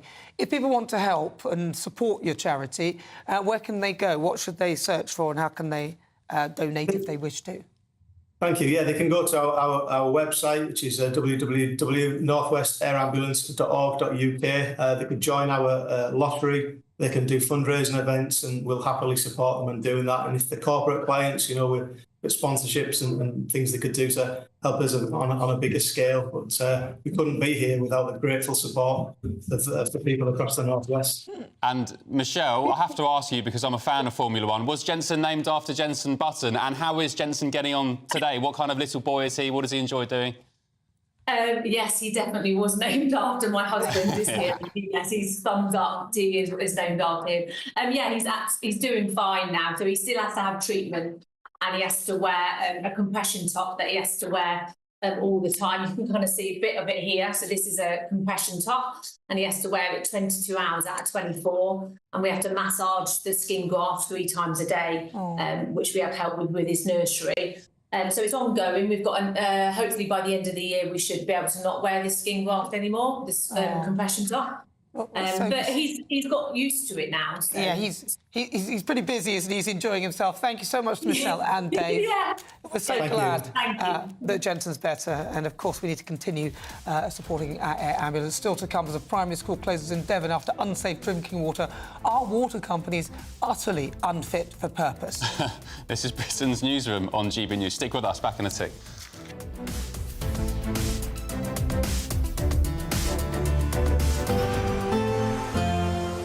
A brighter outlook with Box Solar, sponsors of weather on GB News. Hello, good morning. Welcome to your latest GB News weather update. It's going to be a much warmer day for most of us today, but there will be a mix of sunshine and also some showers that could turn a little bit heavier later on this afternoon. But it's a bit of a cloudy start for parts of northern England, southern Scotland. That cloud should lift and break up as we head towards the afternoon, and actually across more southern areas of England and Wales, where it's a fairly bright start, we'll see a bit more in the way of cloud bubbling up. But it should stay bright for parts of Northern Ireland and much of Scotland well into the afternoon. And in the sunshine, it's going to be feeling fairly warm. Widely, we'll be getting into the low 20s, but it will be a slightly cooler day for the far north of Scotland. As the sunshine develops, that will also allow a few showers to develop. These will mainly fall across parts of the southwest England, parts of Wales as well. They could turn a little bit heavy and persistent, but I think most areas should avoid the risk of showers. Across the east coast, though, we've got an onshore breeze and some cloud lingering through much of the day, so it will be cooler here. And across the central belt, well, we could see some heavy showers, possibly thundery showers developing later on this afternoon into the early evening. Now, that cloud across the coast will push further inland through this evening, but it should be a fairly dry night across the UK. You could see some drizzly rain for a time when we do see the cloud thick enough, but I think most areas should stay dry, and there'll be long-lived clear spells across more western areas. Into the southeast, though, notice we see some more persistent rain, and that will become a feature through Saturday, but it's going to be another fairly mild night for the time of year. So a bit of a wet start across the southeast to Saturday. Elsewhere, cloudy but fairly dry. This area of rain will push. You really could be our next big winner with an incredible £20,000 in tax-free cash to play with this summer. What would you spend that on? Well, whilst you're thinking about it, listen to some of our previous winners getting that winning phone call from us. I'm Charles. I'm on £18,000 cash. It was just amazing, and as soon as it goes into your bank account, it just changed. It's a life-changing thing. Just go for it. It's an absolute must. You must try and go for it. The next winning call could be answered by you. For another chance to win £20,000 in tax-free cash, text PRIZE to 63232. Text costs £2 plus one standard network rate message. Or post your name and number to GB05 PO Box 8690 Derby DE1 9TT. UK only. Entrance must be 18 or over. Lines close at 5 p.m. on the 31st of May. Full terms and privacy notice at gbnews.com/win. Please check the closing time if listening or watching on demand. Good luck. Join me, Camilla Tominey, every Sunday at 9:30 when I'll be interviewing the key players in British politics and taking them to task. This report basically says that he's not fit to stand trial. With an upcoming election looming over Westminster, now is the time for clear, honest answers. I agree. And that's precisely what I'll get. Is he indecisive? Incompetent? That's the Camilla Tominey Show at 9:30 every Sunday on GB News, the People's Channel, Britain's election channel. I'm Christopher Hope. This is GB News, Britain's election channel. We're GB News, and we come from a proud tradition of British journalism. That's why I'm so excited to be here. It's something so new. The first news channel to be launched in Britain in over 30 years. Launched to represent the views of the British people. To go where other broadcasters refuse to go. How did you find out about the story in the first place? Launched with one aim. To be the fearless champion of Britain. It's an absolutely fantastic atmosphere here. This is GB News. The People's Channel. GB News, Britain's news channel. I'm Nana Acquia. This is GB News, Britain's news channel.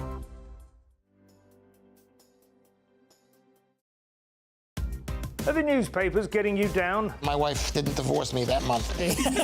Struggling to separate the wheat from the chaff? I know that it's a bit of a circus at the best of times. Well, don't worry, Headliners has got you covered. We'll take the burden of reading the day's news, and if we get depressed, who cares? It's an occupational hazard, frankly. That's Headliners on GB News from 11 p.m. till midnight, and the following morning, 5 till 6 a.m. on GB News, the comedy channel. Nah, just kidding. Britain's news channel. I'm Jacob Rees-Mogg, and this is GB News, Britain's news channel.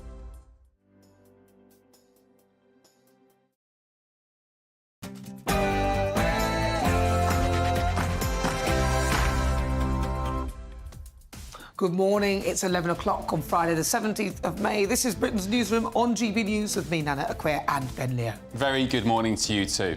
Sickness, diarrhoea, fever, they're just some of the symptoms spread by a highly contagious virus in Devon's water as hundreds fall ill and schools are forced to shut. Are we living, Nana, in a third world country? Well, it certainly feels like it. Right, well, so top baby names. Noah and Olivia, they dominate the list again, but did your favourite reach the ONS's compiled annual list? Olivia's always a firm favourite, isn't it? Wall of silence, that's what former Home Secretary Suella Braverman and our very own Patrick Christys were greeted with as they confronted pro-Palestine protesters at Cambridge University. Let's take a look. What are you here protesting about? Might not get a better opportunity than this to talk to What's your someone. message to the Palestinian people? What's your message to Hamas?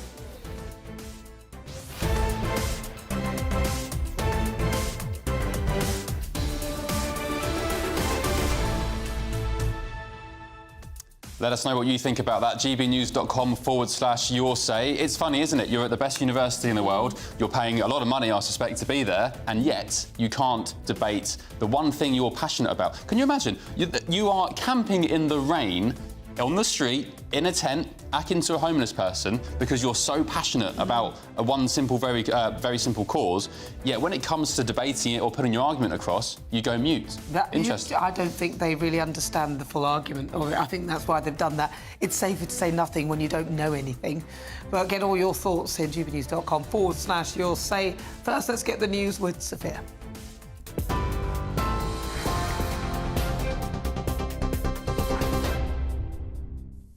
Thanks, Nana. Good morning. It's 1 minute past 11. I'm Sophia Wensler in the GB Newsroom. The Chancellor has pledged additional tax cuts as he sets out a dividing line with the Labour Party. He warns that Labour will be forced to raise taxes to pay for their spending pledges as he reiterated his own commitment to eliminating national insurance. Speaking a short while ago in London, the Chancellor accused his shadow, Rachel Reeves, of resorting to playground politics with her criticism of high levels of taxation on UK households. When it comes to Labour policies on jobs, welfare reform and tax, the difference, if they are elected, will be profound and damaging for every family in the country. Labour like to criticise recent tax rises, thinking people don't know what caused them, the furlough scheme, the energy price guarantee and billions of pounds in cost of living support. But Labour supported those policies, which is why it is playground politics to use those tax rises to distract debate from the biggest divide in British politics today. What happens to the tax burden next? South West Water says cow manure could have led to the outbreak of a parasitic disease in Devon that has led to dozens of people experiencing vomiting and diarrhoea. It is thought a damaged air valve on a pipe in a field containing cattle has been identified as the potential site of the outbreak. Bottled water has been handed out to residents as people have been told to stop using tap water for drinking without boiling it first, and schools have been forced to shut. Natural Sciences lecturer Dr. Christian Dunn says it's not just the fault of water companies. Companies get all the flack, but there's so many other issues at play here. You're talking about cattle manure there. So was the farmers around the area, were they following best practice when it comes to storing their manure? There's so many issues there which a water company has to face. And then when it goes wrong, it can go wrong in a very unfortunate way like this. And then the water company gets the flack, in many ways quite rightly. And we have to look at how our water companies are operating in this country, and we have to have a bit of a root and branch rethink about this, because it's clearly the water industry is clearly not operating how we want as a society, and the environment wants as well. In other news, French police have shot dead a man who tried to set fire to a synagogue in the northwestern city of Rouen. It's reported that the man was armed with a knife and an iron bar and threw a firebomb inside the building before police shot him. Police were called at around 6:45 this morning after local reports of smoke seen rising from the synagogue. The mayor of Rouen said the attack on the synagogue did not just affect the Jewish community, but the entire city was battered and in shock. Teachers' workloads are increasingly difficult as they're being forced to handle their pupils' mental health and family problems. This is according to MPs who've been critical of the government's efforts to tackle staff shortages in schools. The Education Select Committee says teachers are now spending more time addressing these issues than usually falling outside their remit. President Putin has arrived in China's Little Moscow on the second day of his visit to the country. The Russian president landed in the Chinese city of Harbin, where he's attending a China-Russia trade fair to emphasise the strength of economic links between the countries. It comes a day after meetings between Putin and Chinese leader Xi Jinping, where they praised their deep ties. And Donald Trump's ex-lawyer, Michael Cohen, has been accused of lying about hush money phone calls to ex-porn star Stormy Daniels. Mr. Cohen has been giving evidence in the case about hush money payments to Ms. Daniels in an attempt to cover up an alleged sexual encounter with the former president in 2006. Mr. Cohen has maintained that during a call, he spoke to Trump and told him he'd paid Ms. Daniels $130,000 in hush money on his behalf. But Trump's lawyer, Todd Blanche, called this into doubt. And for the latest stories, sign up to GB News Alerts by scanning the QR code on your screen or go to gbnews.com/alerts. Now it's back to Nana and Ben.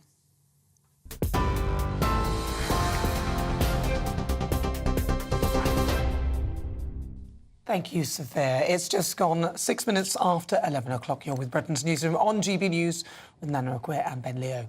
Now, former Home Secretary Suella Braverman, did you see this last night? She engaged with Patrick Christys and they both went down to Cambridge University to debate pro-Palestine students camping out in tents. Later on in the show, and by the way, watch this in full on YouTube, catch up on the entire show because it was bombshell, to say the least. Suella Braverman, the former Home Secretary, she clashed with Fiona Lally live in the studio. Take a look. Doing is a genocide, well, and is moving towards a genocide. Let's stick to facts. I think okay, let's stick to facts. That is actually 40,000 people dead. Fine. More than that, injured. Millions of people displaced. There is no evidence for a genocide. No evidence. Second thing I would also say is that, is that real? We're going back to the marches now. The issue of the marches, of course, everybody has the right to peaceful protest and expressing their views. But what we have seen, and I'd be interested in your views, is anti-Semitism. We've seen from the river to the sea, Palestine will be free. That is an anti-Semitic chant calling for the eradication of Israel, the eradication of Israelis, and the eradication of Jewish people. No, you're a liar. You're a liar. On every single one of these mass protests, right, there is a huge Jewish bloc. In all of these encampments, the encampments that you went to today, even in Cambridge, talking about all this kind of stuff, the Cambridge group, Cambridge Jews for Justice, they said, you are weaponising their identity to promote a culture war. And that's all this is, because you've got no actual real policies or statements or anything to offer people in this country. Let's be honest, the reason you're here and the reason you went today is because you want to be the leader of the Tory party. That bit always infuriates me. That was Fiona Lally speaking to Suella Braverman last night on Patrick Christys' show. That bit annoys me when people tell you why you're doing something as though they know you and they know your motives. She doesn't know her motives. But one of the bits that was really irritating as well is that, they're repeatedly calling it a genocide. And LR has sent a message in on gbnews.com/you'll saying it isn't genocide. Genocide is targeting a specific group of people based on religion, skin colour, etc. Hamas has been targeted in this for being a terrorist organisation who attacked innocent civilians at a social event. They're hiding behind civilians. I also don't understand how Suella Braverman was lying. Those statements have been sent to pro-Palestinian marches. It's a shame to see someone resort to insults to try to win a debate. Thank you. Exactly. Well, that's the thing for me. She has a topic, as I mentioned in the top of the show, that she's so passionate about, this girl, and the other protesters down in Cambridge. They're so passionate. They camping on the street. The young lady came into the studio to debate it. Yet the foundation of her argument was insults. It was just, you're racist, you want to be the leader of the Conservative Party, etc., etc. There was no substance to her argument. And it's a shame, really, because as we see with the Just Stop Oil protesters, they're trying to win people over to their side of the argument. You're trying to convince people who are on the fence, and there's plenty of them. Some people, you know, have concerns about Israel. A lot of people, of course, by default, have concerns about Hamas. They're a death cult. But you're trying to convince people to your side of the argument. But yet, when you come into the studio and you just hurl insults and you don't debate, or even worse, you just don't reply to Suella and Patrick as they tread the streets of Cambridge, you're not doing anything for your team, your argument. It's pathetic. The other bit as well is that she was relaying the message that the Jewish people apparently in Cambridge were saying. Yet Suella was in Cambridge there, and those people could have said it to her. So it does seem a bit silly. And I quite like this one as well. Susan sent a message, and she said, if what we have seen last night and the clips this morning, I would like to know whether the bar to get into a top university is now set so low that all prospective students just have to know their 2 times table. What an absolute shower. Well, there was quite telling a tweet this morning from somebody who, according to their Twitter bio, is a teacher of American history at Cambridge. Their tweet said, congratulations to the students. This is a lecturer, by the way, at Cambridge. Congratulations to the students, faculty and passers-by who ensured that when Suella Braverman came to Cambridge today, there was no one for her to talk to, save for her GB News handlers. The person who wrote that, teachers, students at Cambridge. They are I assume, a professor. Really? They're a lecturer. So when you've got those kind of people harbouring that kind of environment and that level of intellect, I guess you can't blame the students for being so low grade because they are a product of their environment. But I'll tell you what, I've got 2 young kids and I'm going to try my best, I think, to keep them away from these universities because they are indoctrinated with far-left Marxists. Well, William says something different. He says, goodbye, GB News. This channel is so biased against Palestine cause. How can Suella Braverman say there is no evidence of genocide, really? Well, look, William, we did explain that why, obviously, Israel has a right to retaliate in some respects, and now it is all-out war. So it's not really a genocide, is it? It's war. What's happening is war. And I find it interesting that people are continuing to conflate the two things when they know full well that it's a war. They're at war, and that's sadly... lives are lost at war. I've been saying for months that I'm concerned about what Joe Biden and the UN called indiscriminate bombing, quote-unquote, of Gaza. I've been concerned about innocent kids dying from both sides. But as you said, it is war. People are going to die. And in actual fact, I just wish people like the lady who came on with Patrick last night would just be honest about it and just say, I don't like Jews. I don't think Israel should exist because she didn't answer the question. Do you think that's what she's I'm anti-Semitic. Just say it out loud. Be proud of your position. Don't be a coward. Don't be a coward about it. But she didn't specifically say that. And, you know, in her defence, she didn't say those She didn't answer it. She may not have answered it, but the bottom line is she didn't really answer any question. But what does that tell you? Yeah, but she doesn't answer any questions. She just refused to answer anything and just went all around it. So if Patrick says, do you think Israel should exist, and she doesn't answer, you don't need to... If she refuses to answer, you've got her answer in black and white. Well, yeah, by default, but still, that's just the way it is. And that's my point. Just if you're going to be a racist or anti-Semitic or you want Jews wiped off the face of the earth, just own it, be proud of it, and say it out loud. She never said that. Cowards. She didn't say that. Right, if you just tuned in, 13 minutes after 11 o'clock.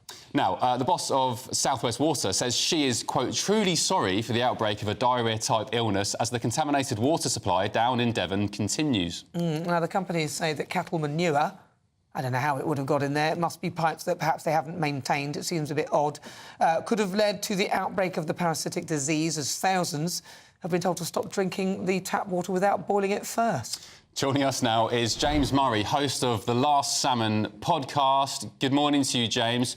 So, correct me if I'm wrong, but you've been campaigning for a while now about the state of our waterways, the pollution. How does this latest situation in Devon make you feel? I mean, is it the behaviour of a third world country like some are suggesting this morning? With behaviour of a third world country, in regards to government and how they position and how they prioritise the environment, absolutely, yes. It doesn't surprise me.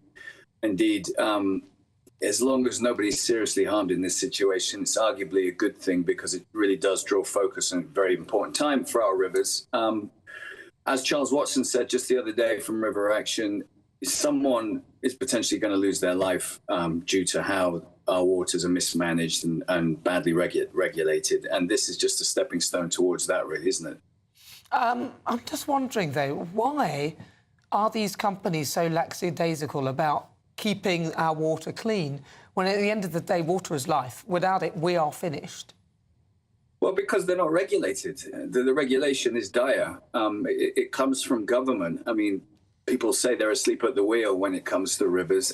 I actually think they're driving the car. There is no robust regulation legislation in place. The water companies are obviously, as we know, private endeavours. They're private enterprises. They are beasts that run for profit.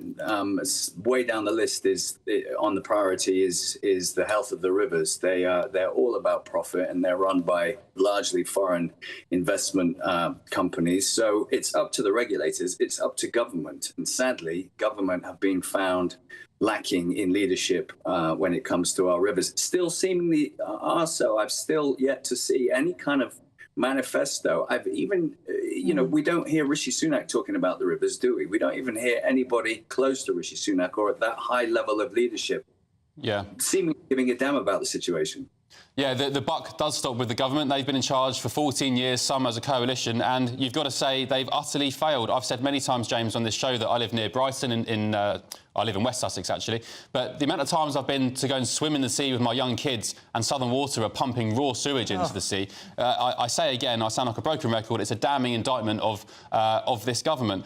What do you make of calls for renationalisation of our water companies? Well, I think that's the way it may head, certainly in Thames Water's case. I don't think it's the solution. It might be a means to an end as a stepping stone. The government needs to step in temporarily, perhaps break it up. It's too big.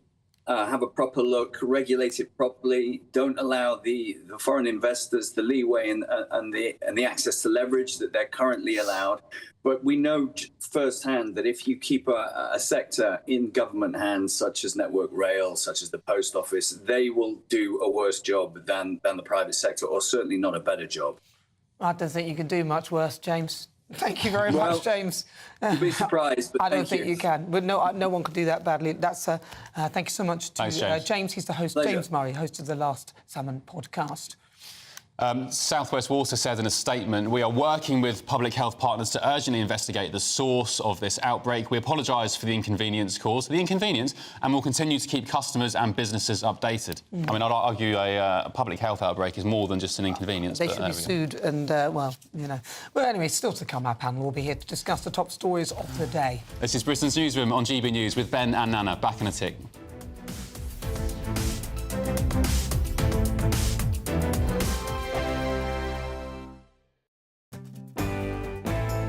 Hello there, I'm Eamon Holmes. Thank you for joining us on GB News, Britain's news channel.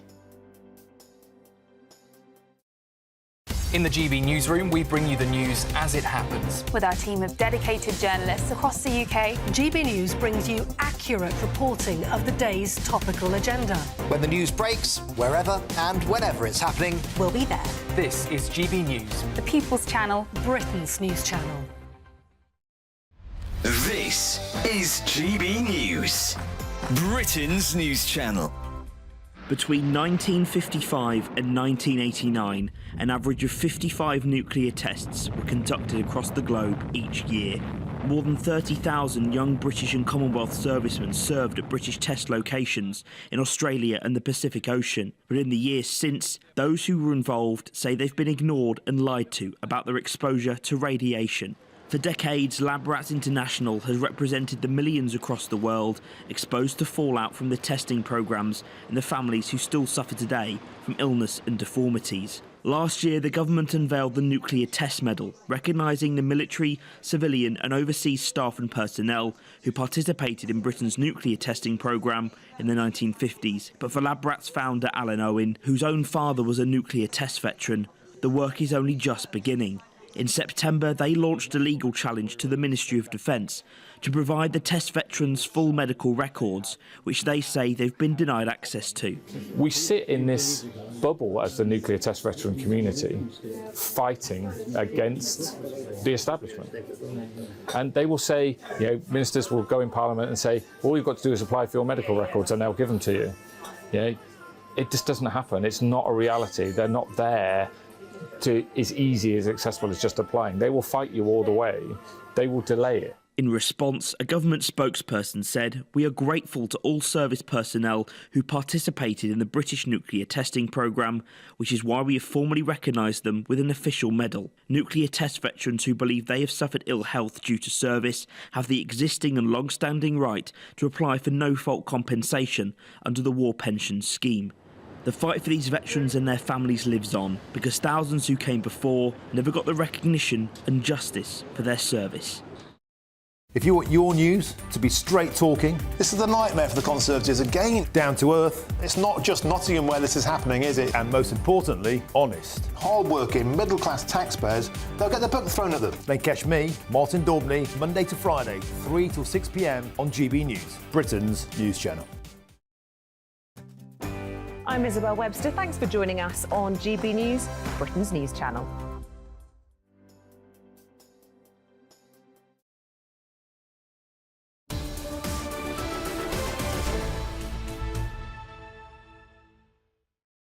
Hello, welcome back. It's 11:20. You're with Ben and Nana on Britain's Newsroom on GB News. We're joined again by political commentators Emma Webb and Matthew Stadlen in the studio. Good afternoon. Oh, good morning to you too. 11:20. Start with Emma Webb. I'm sure you got to listen to Jeremy Hunt's speech this morning. What were your sort of overarching views on it? I mean, it's difficult because obviously the Conservatives have put tax up to a record high, and the main shtick of this speech is that in the next government, if the Tories were to win, that they would put down taxes, that Labour would put taxes up. And at the same time, we've got Keir Starmer essentially saying that it would take 2 terms in order to sort the mess out. So he's already vying making excuses. Exactly. He's already saying, I'm not going to be able to do this in the next 5 years, just so you know. So it's interesting, but I think ultimately, people are not... I think at this point, people have disengaged. The Conservatives have put taxes up so high. And it is quite frightening to think of the ways in which the Labour Party would raise taxes, particularly on private schools, because those private schools that will be most affected by those tax rises would be those that, you know, normal people work very hard to send their children to better schools that are smaller. They're not Etons and Harrows, but they are fee-paying. Those are the ones that would be hit the most. And also the effect that would have on you know, taxing the very, very rich, of course, would cause wealth to leave the country. So it's difficult because, of course, we would hope that the Conservatives would put taxes down if they were in the unlikely event to win the next general election. But the public have very little reason to believe them because they've put taxes up despite... But Jeremy Hunt did point out that it was a bit disingenuous of Keir Starmer, who backed all the rises in tax to pay for what has happened to COVID and, of course, the war and things like that. So he did point that out. And, of course, Keir Starmer is also saying, oh, but we wouldn't be able to lower taxes immediately. Exactly. So he's effectively saying exactly the same as a Conservative government. Matthew Stafford. Tweedledum and Tweedledee. I thought No, definitely not. What struck me about this speech was that Jeremy Hunt was making excuses. Remember, the Tories, we've got to keep saying this, have been in power for 14 years. He said there have been 3 major shocks to the British economy that the Tories have helped steer us out of. One was the after effects of the financial crash, one was COVID, and one was Ukraine. Of course, omitting Brexit and omitting Liz Truss's disastrous administration. More widely, on the question of tax, I think it's fascinating going into this election because you could barely put a cigarette paper between our 2 main parties on tax. And given that, there have to be, quite rightly, proper questions asked of Labour. If you're going to do pretty much exactly the same as the Tories on tax, what is really substantively going to change? Yes, we hope that they're going to be a much more efficient administration. Yes, we hope that there isn't going to be the nasty, divisive rhetoric. But on making people's lives better through the tax system, what are they actually going to do? Matthew, you sound like a reform voter. You do. No, I don't, because I'm absolutely not a reform voter. Although Richard Tice trying to lift some of the least well-off people out of the tax system is actually quite a left-wing policy. Well, listen, just some breaking news. We can now go live to Hartlepool, where an asylum seeker, Ahmed Ali, is being sentenced after murdering 70-year-old Terence in his Khoury religion on October the 15th, and considered him, 2023. Mr Nouri, an apostate, one who has voluntarily denounced Islam. In some Muslim-majority countries, apostasy is a criminal offence, sometimes punishable with the death penalty. The defendant would curse both Mr Nouri and another resident who he thought behaved in a way that was haram, forbidden in Islam, such as inviting a girlfriend into the house. He was heard saying that they were the devil, that Allah should damn them. Unlike the other residents, Mr Nouri, a physically large, strong man, was not afraid to confront and argue with the defendant or make light about his fastidiousness with food and conduct. Another man, who sometimes stayed in the house as a guest, told the jury that the defendant thought of them as garbage. After Israel declared war against Hamas on the 8th of October and announced a siege of Gaza the next day, Mr Nouri became concerned because he saw the defendant watching on his mobile phone what Mr Nouri called footage of terrorist news. He was laughing and praising Allah when the footage showed that Hamas had killed children and women. Mr Nouri noticed that the defendant would keep a knife out when he was in the kitchen, even if he wasn't using one. Mr Nouri contacted friends at the local church, the charity Migration Help, and those responsible for managing the accommodation to tell them that he thought his life and those of the others in the house were in danger. His instincts were right. He was advised to go to the police, which he did. After that, the accommodation staff visited and spoke to the defendant, telling him that if he carried on behaving as he was, he would be asked to leave. They were satisfied that the defendant would heed their warning. When Mr Nouri went back to the police by arrangement on the 13th of October, he was prepared to trust the defendant would change, and the police concluded it was a matter for those responsible for the house to manage. By this time, of course, the armed forces of Israel were carrying out military action in Gaza and warning people to evacuate. It is clear from thumbnail images found later on the defendant's phone that he had viewed distressing media output of the conflict. This was mainstream and YouTube footage. He had also heard that his mother was ill. The evening of the following day, 14th of October, Mr Nouri noticed the defendant watching him when he returned to his room after a bath. At around midnight, the friend who sometimes stayed overnight and who understood some Arabic arrived at the house and heard the defendant shouting and swearing in the corridor about religion. He was saying, "These shameless, faithless people, I hope God puts them in hell, in the deepest part of hell."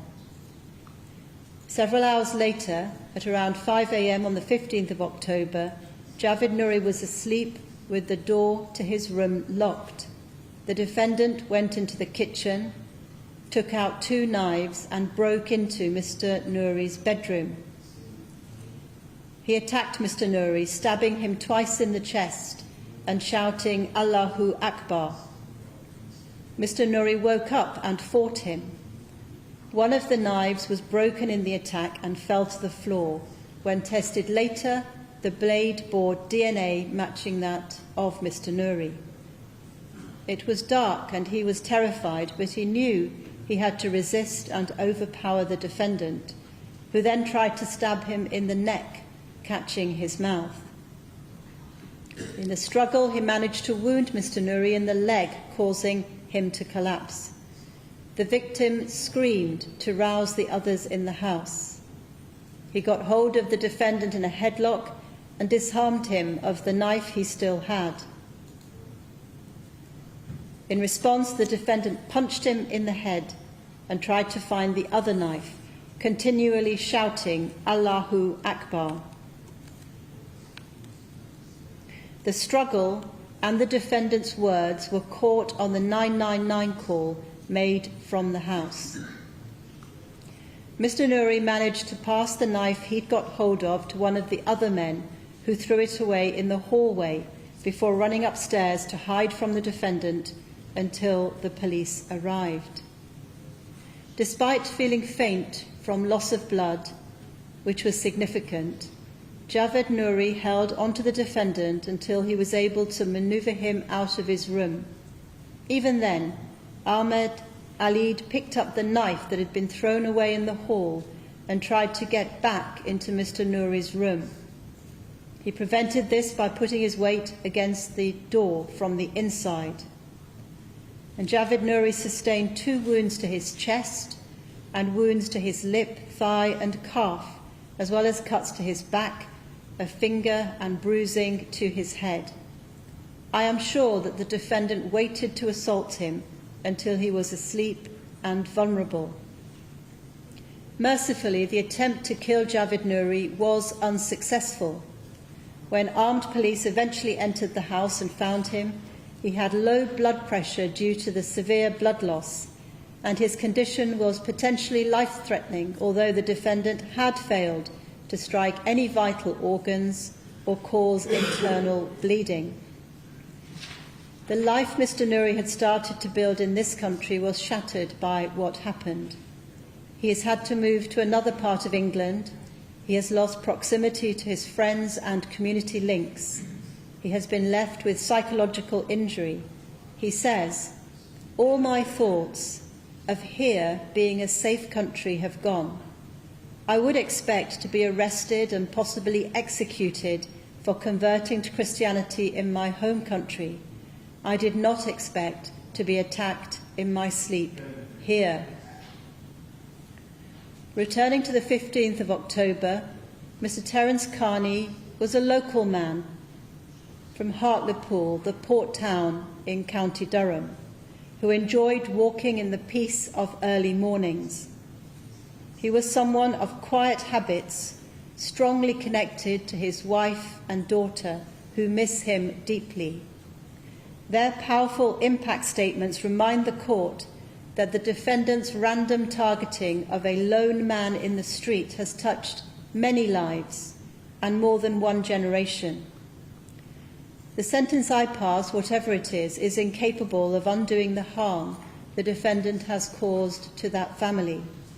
No period of incarceration would be equivalent to the life he has taken, and that's not the purpose of sentencing.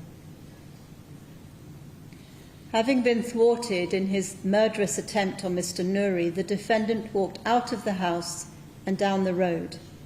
He held the knife in his hand and was captured on CCTV footage holding it up in the air. As he walked along, he continued saying, "Allahu Akbar." After just a few minutes, he approached Mr. Carney, who saw him and crossed the road to avoid him. What happened is recorded on CCTV footage. The defendant went over to him, still holding the knife. He confronted Mr. Carney, who gestured that he didn't want to engage with him.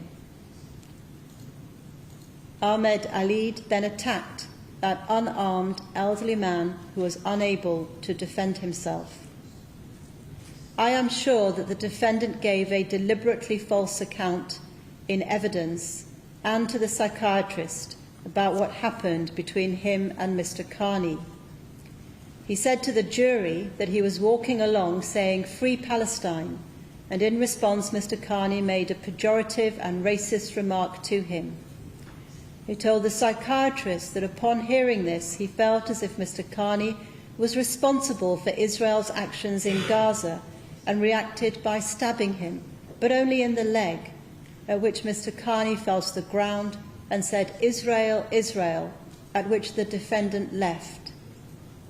I am sure, from the CCTV footage and the medical evidence, that as soon as Mr. Carney saw the knife and tried to get away, the defendant attacked him, stabbing him repeatedly in the body.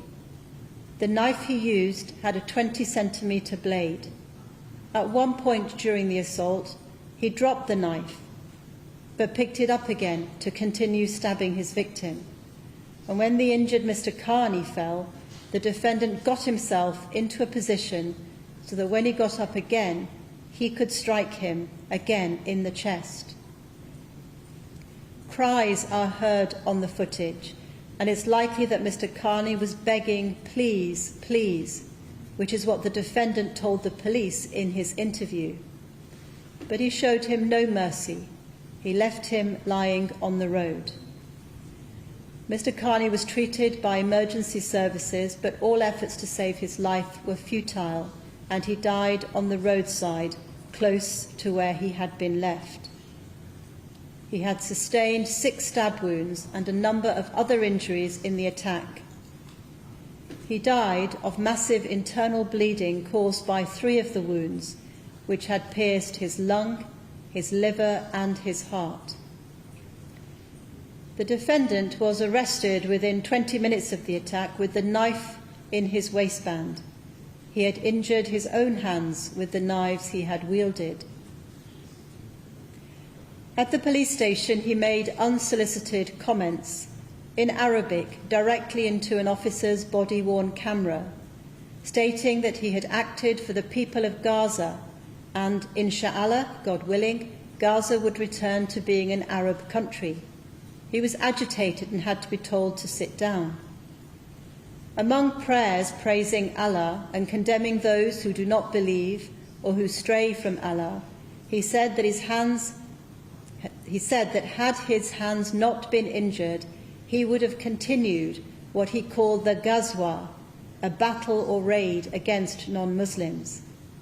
He said that Jews had divided the Arabs and the army of Muhammad would return to live in Al-Quds, which is Jerusalem. And at that time, non-believers would be humbled and have to pay tax to the Muslim rulers. He was seen by several medical professionals at the police station and assessed. The cuts he had caused to his hands were treated in hospital. He was fit to be detained and to be interviewed. In an interview the following day, in the presence of an independent solicitor and an interpreter, the defendant confessed to the attempted murder of Javid Nouri and the murder of Terence Carney. Initially, he believed he had succeeded in killing both men. He explained that the issue was the independence of Palestine. He had killed 2 adults in revenge for Israel killing innocent people and children by airstrikes, which demolished buildings and destroyed infrastructure. He repeatedly expressed the view that the dunya, this world or humanity in general, was rotten. He said that if he had had more weapons and a machine gun, he would have killed thousands. He described Mr. Carney as an innocent victim who was killed because Britain had created Israel, which he called the Zionist entity.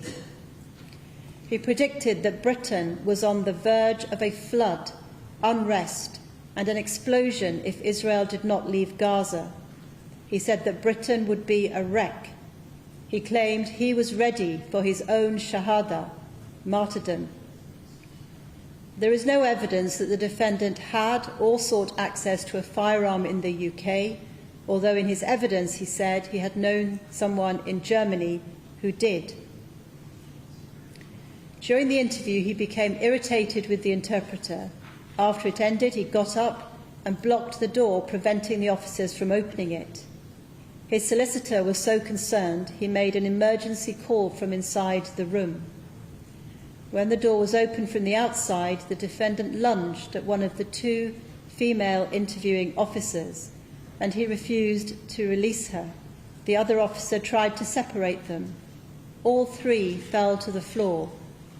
The officers were shaken and one suffered modest injury. The defendant was also convicted of deliberately assaulting two emergency workers. He was charged on the 16th of October, and in response to the two main charges, he continued to reiterate his beliefs and the justification for his actions, namely that the Zionists have killed lots of children and people, far more than those that he had killed, and that the Zionists must go because they are criminal and killing innocent people. He also repeated that the United Kingdom was fully accountable for what was happening in Palestine. The legal principles relevant to the exercise of judgment I must carry out are summarised in the judgment of the Lord Chief Justice in the Crown and Stewart and others in 2022. The key responsibility of the judge is to have full regard to the features of the case before her, so that the sentence truly reflects the seriousness of the particular offences. I'm grateful to counsel on both sides for the assistance that they have given me. No pre-sentence report was requested and none was necessary. I have regard to the terms of Schedule 21 and remind myself that reaching a conclusion in a case like this is not a matter of mathematical formula or mechanical application of a balance sheet of features pointing towards or away from a particular outcome. This was a murder, an attempted murder, carried out in revenge for the actions of Israel bombing in the Gaza Strip in response to a terrorist attack. It was also a reaction to the religious conflict with Javid Nouri. The defendant said in clear terms afterwards that his intention was to influence Britain's leaders and its people and thereby advance a religious and political cause, namely that of Islam and the independence of Palestine. The mention of British involvement in the creation of Israel refers back more than 100 years of history. In a letter known as the Balfour Declaration, written to a leader of the British Jewish community in 1917, the then Foreign Secretary committed the British government to establishing a national home for the Jewish people in Palestine. A period known as the British Mandate after World War I was full of conflict in the region. The conflict continued after the establishment of the State of Israel in 1948, and as we all know, it continues still.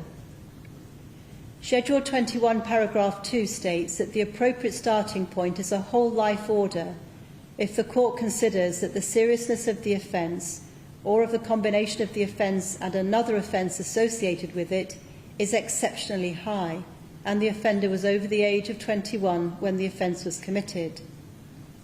The schedule makes it clear that a murder done for the purpose of advancing a religious or political cause will normally be an offence of exceptionally high seriousness. It is on a par with the usual outcome when a police officer is murdered in the execution of his duty. This is because they are both examples of crimes whose magnitude go far beyond the murder of an individual. They are an attempt to undermine and destroy foundational components of an ordered democratic country, where causes are promoted through lawful means, not violence. The violence itself was short-lived. Nonetheless, I've come to the firm conclusion, given the defendant's explanation of his motives in the police interview, a whole life order is the correct starting point. In common with the other starting points in Schedule 21, the starting point is not always the end point. The court must also weigh all relevant features, including aggravating and mitigating circumstances, and detailed consideration of these may result in a minimum term of any length or in the making of a whole life order, as paragraph 8 of Schedule 21 shows. The criteria in Section 69 of the Terrorism Act 2020 are met in this case, and the law is that I must treat that as an aggravating feature and say so, which I do. The defendant committed 2 acts of serious violence against people for the purpose of advancing a political or religious cause, and his attacks were designed to influence the government and intimidate the public through fear. There are other aggravating elements. That there was premeditation in this case is beyond doubt. Mr. Ali was threatening in his manner towards Mr. Nouri, in particular, in the days leading up to the 15th of October, and the fear he caused was such as to lead to a report to the police. The reason was that Mr. Nouri had decided to leave the Muslim religion.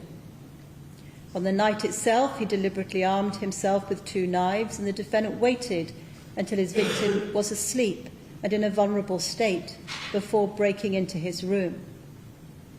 He took one of those knives out of the house for use as a weapon and used it to kill. Turning to mitigation advanced on the defendant's behalf, there are 5 factors which require consideration. It is submitted that I should conclude that there was an intention to cause really serious harm, the very thing the defendant denied at his trial, rather than an intention to kill. I reject that argument. Ahmed Ali intended to kill both of his victims and succeeded in killing one. The psychiatric assessment of Mr. Ali was carried out prior to his trial and again on the day the trial began. There was no evidence of mental ill health relied on prior to the conviction. Subsequently, 2 reports have been served. Psychosis and any other serious mental illness have been excluded. The diagnosis is that of a recognised medical condition, a minor mental illness, called an adjustment disorder, which would have impacted on the defendant's judgment.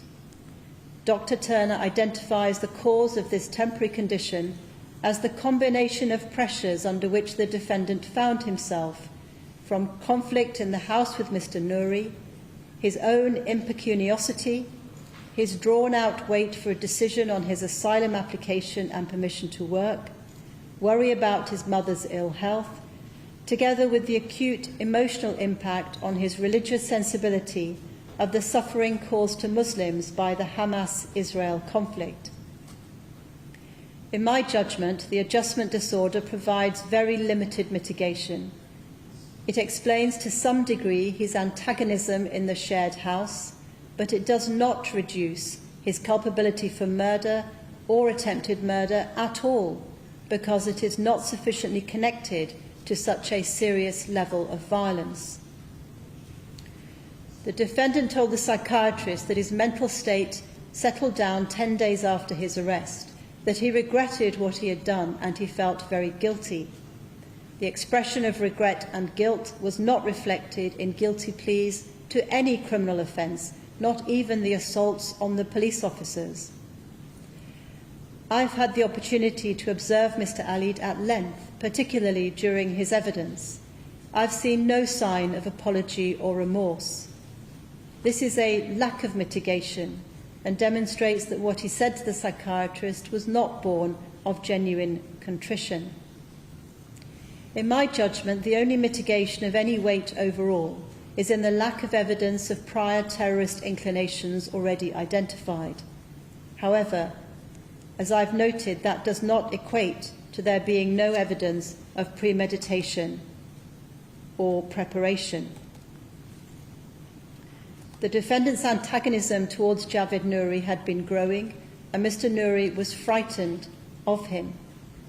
The defendant has subsequently tried to minimise the religious element to his attacks, telling the psychiatrist that he did not say Allahu Akbar when stabbing Mr. Nouri.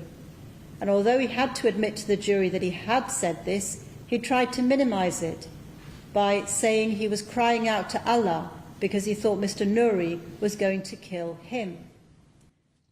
OK, so that was asylum seeker Ahmed Ali being sentenced to a whole life order for murdering a pensioner. Alan Riley has the background of what happened.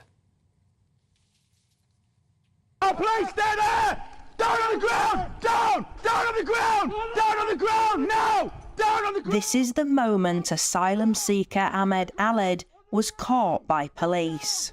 You're under arrest on suspicion of attempted murder. Ahmed, I would like ×2.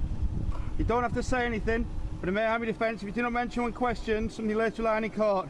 The Moroccan national was found guilty of murder and attempted murder, which he said was prompted by the war in Gaza. A 999 call recorded the screams of his housemate, Javid Nouri, who Ali stabbed with a kitchen knife in the Hartlepool home they shared. Jesus Christ!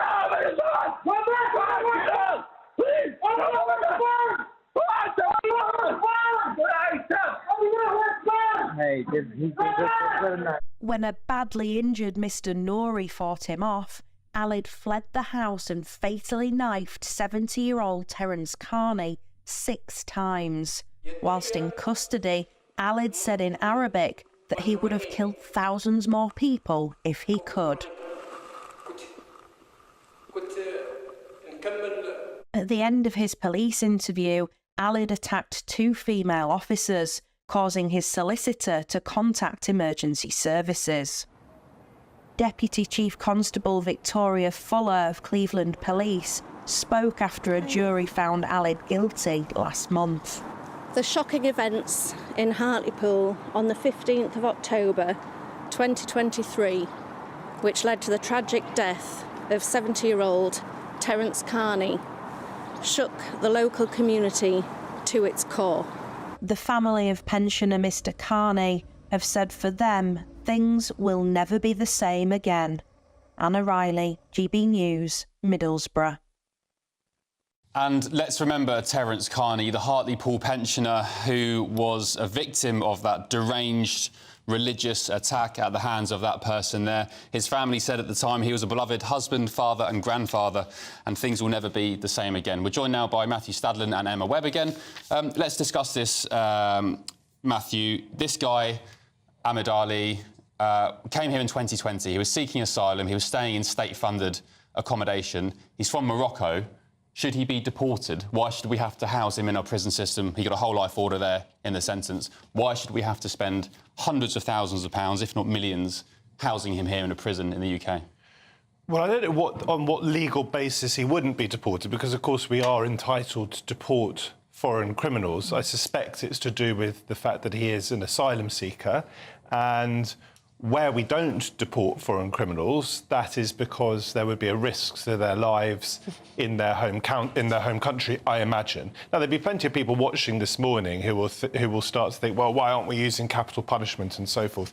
My reaction to acts of extreme and sickening violence, such as this man subjected 2 people, one of them also an asylum seeker, my reaction to extreme violence is not to respond with violence, but I am very pleased to see that he's got a whole life sentence. Emma Webb.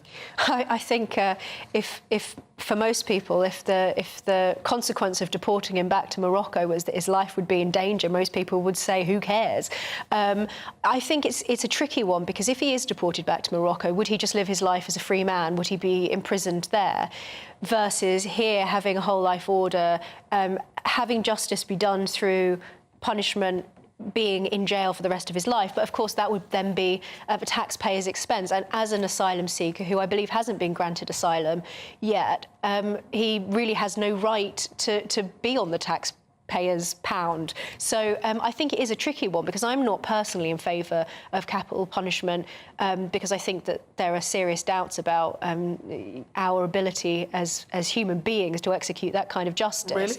Really? But, We've already seen them do but it. I think if there is ever going to be a strong argument for the death penalty, it's in a case like Emma, this. can I ask you about what kind of state is our country in? Because we heard from the sentencing there from the judge who said that the first person he tried to murder, his flatmate, because he converted to Christianity from Islam, he said, I expected this in my home country to be executed for converting, not in Great Britain. Is that what we're dealing with now? I think that this is a really important part of this case that we need to discuss properly, because this is a much, much broader issue. In fact, I not that long ago did a documentary on this, where with some a Pakistani family who were on death row in Pakistan for insulting the Prophet Muhammad. So the threat to people's lives for apostasy is being imported into Great Britain, and this is going to be a problem for many people who are converting to Christianity, except of course those who are not doing it legitimately. Emma Webb, Matthew Stadland, thank you for joining us today. That's it for me and Anna on Britain's Newsroom. Handing over now to Patrick and Emily. And Patrick, congratulations on a whopping show last night. Oh, thank you very much. Thank you. Yes, it certainly made a few headlines. But what have we got on today, Emily? Yes, well, we're just hearing we're going to be debating, really, whether we should be paying for this whole life prison sentence for this asylum seeker who brutally murdered a pensioner. Should we be paying for it, or should he be deported? Yeah, is it also right to deport an individual from Palestine who said that she felt joy when Hamas attacked on October the 7th? How many more people like that are there? And the rich list is back. When on it? Could it be? Not yet. Could it be that the Prime Minister is actually richer than the King? Yes, absolutely. Geert Wilders storming through in the Netherlands, and some shocking stuff coming out about the NHS. A brighter outlook with Box Solar, sponsors of weather on GB News. Hello, good morning. Welcome to your latest GB News weather update. It's going to be a much warmer day for most of us today.